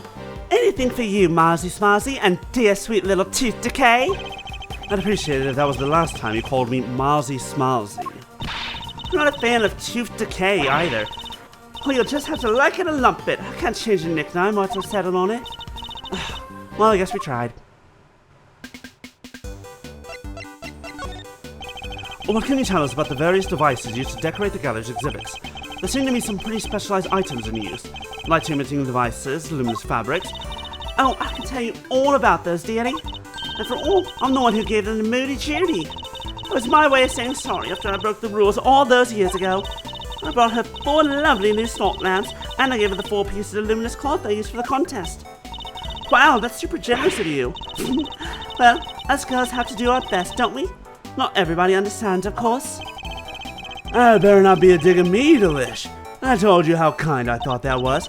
Yes, back when you were a dear, sweet, innocent baby boy. What happened to you, eh? Dear, sweet, innocent Mr. Fender? Can't quite picture that, I have to say. So these decorations, they're all the same as the ones you sold 18 years ago, correct? Yep, salt lamps, glowing fabric, light emitting doodads, the whole bit. There were 4 luminous cloths in use in the autumn wing, but I'm sure I saw another one somewhere. She has a 5th one in her bag. Maybe I should jog her memory with something so Miss Scone will tell us more. You had a piece of fabric like this in your bag, did you not, Miss Scone? Albeit a somewhat grimier one. Grimy? How rude. You won't get people to cooperate with your little investigation like that, young man. As I called a dish towel then, perhaps you used it to wipe up some sort of spillage. A spillage, she said. The cheek. That's a piece of highly specialized luminous cloth. Oh, I probably shouldn't have told you that. I think I'd like to know a little bit more about this highly specialized luminous cloth, if you don't mind. Why didn't you want me to know you had a piece of luminous cloth in your bag? Oh, well, I suppose there's no point hiding it now, is there? If you must know, I fished out a fountain. It was right before they called me into the autumn wing. So Larry's sketch of Miss Scone is of when she was trying to retrieve the cloth. At first I thought it was one of the ones I'd given Moody Judy. Be careful down there, Biscuit. One of the 4 you'd given to the gallery, correct? Exactly, but all 4 were being used in the autumn wing, weren't they? So I realized it must be the one that went missing all those years ago.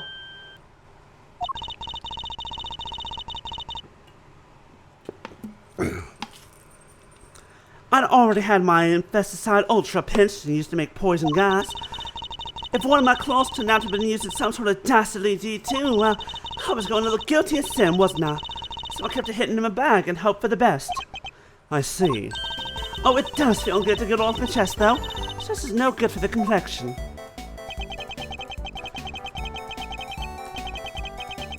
So, the cloth that disappeared 18 years ago, the one that the victim was wrapped in, just happens to reappear in the fountain in the same time as the body. Fascinating, interesting.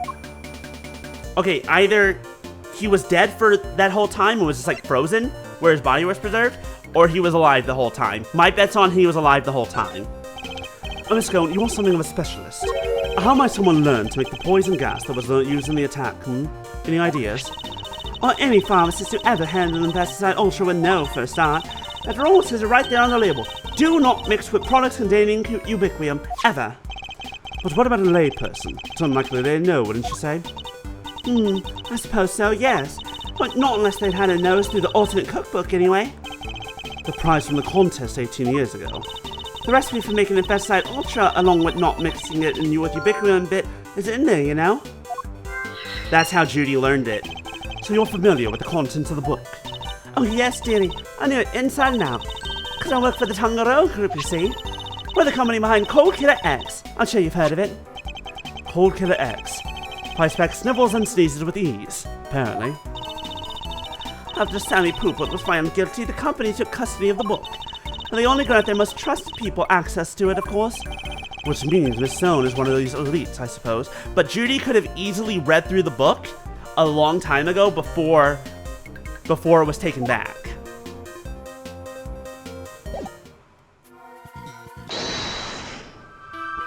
Damn it.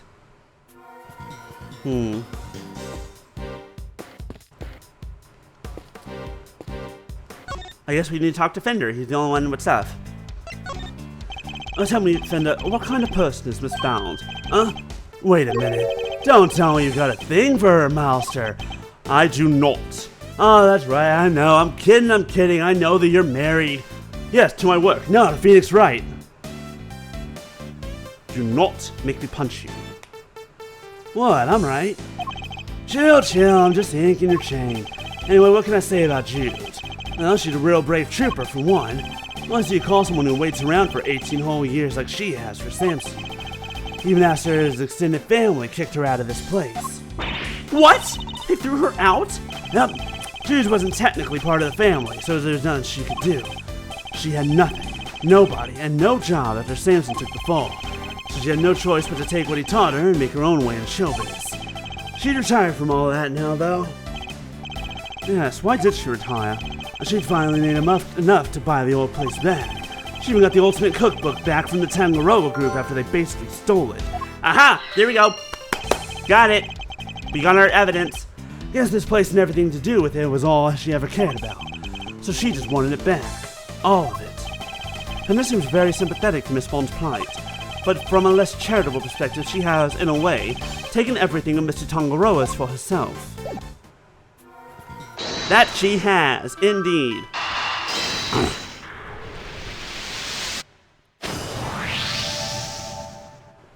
The ultimate cookbook contained instructions on how to create the poison gas, and the current owner of that book is none other than Miss Judy Bound. No way! You mean... I'm afraid I do. Miss Brown would have been perfectly capable of setting up the gas trap. Finally, we can prove that she's been lying to us. Investigation complete! We did it! Okay, I want to see if we can finish this episode, but I don't know if we're that close to the end. All that's left now is to await the results of the test on the teapot. Considering we're at it to be continued, I feel like we might as well just finish this up next week, this episode. Let's see here.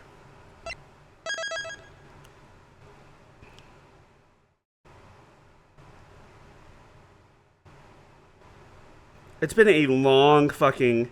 This is a long fucking case.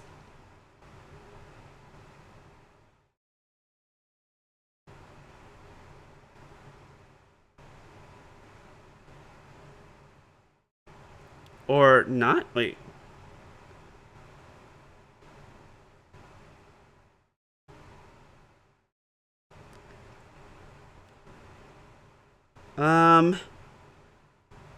It's not... Oh my god. Never mind.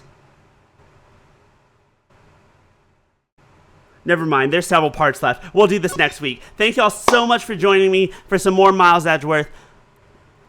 We'll be back next week to continue, and of course we'll be back. Hopefully we should be back on Saturday for Digimon, Sunday for Sly 4. I'm also planning out what to do after we're done with these 3 games, so if you join me in the Discord, I'm thinking about putting some ideas there of what we're planning on doing, to get some feedback. But that's all for today. Let us see who there is. What have we got? Is anyone streaming that I can raid? Nox is doing art. Nox is doing art. Nox is doing very good art. Alright, we're gonna raid Nox. Thank you all for joining me. And I will... Oh, Nox just started. Perfect.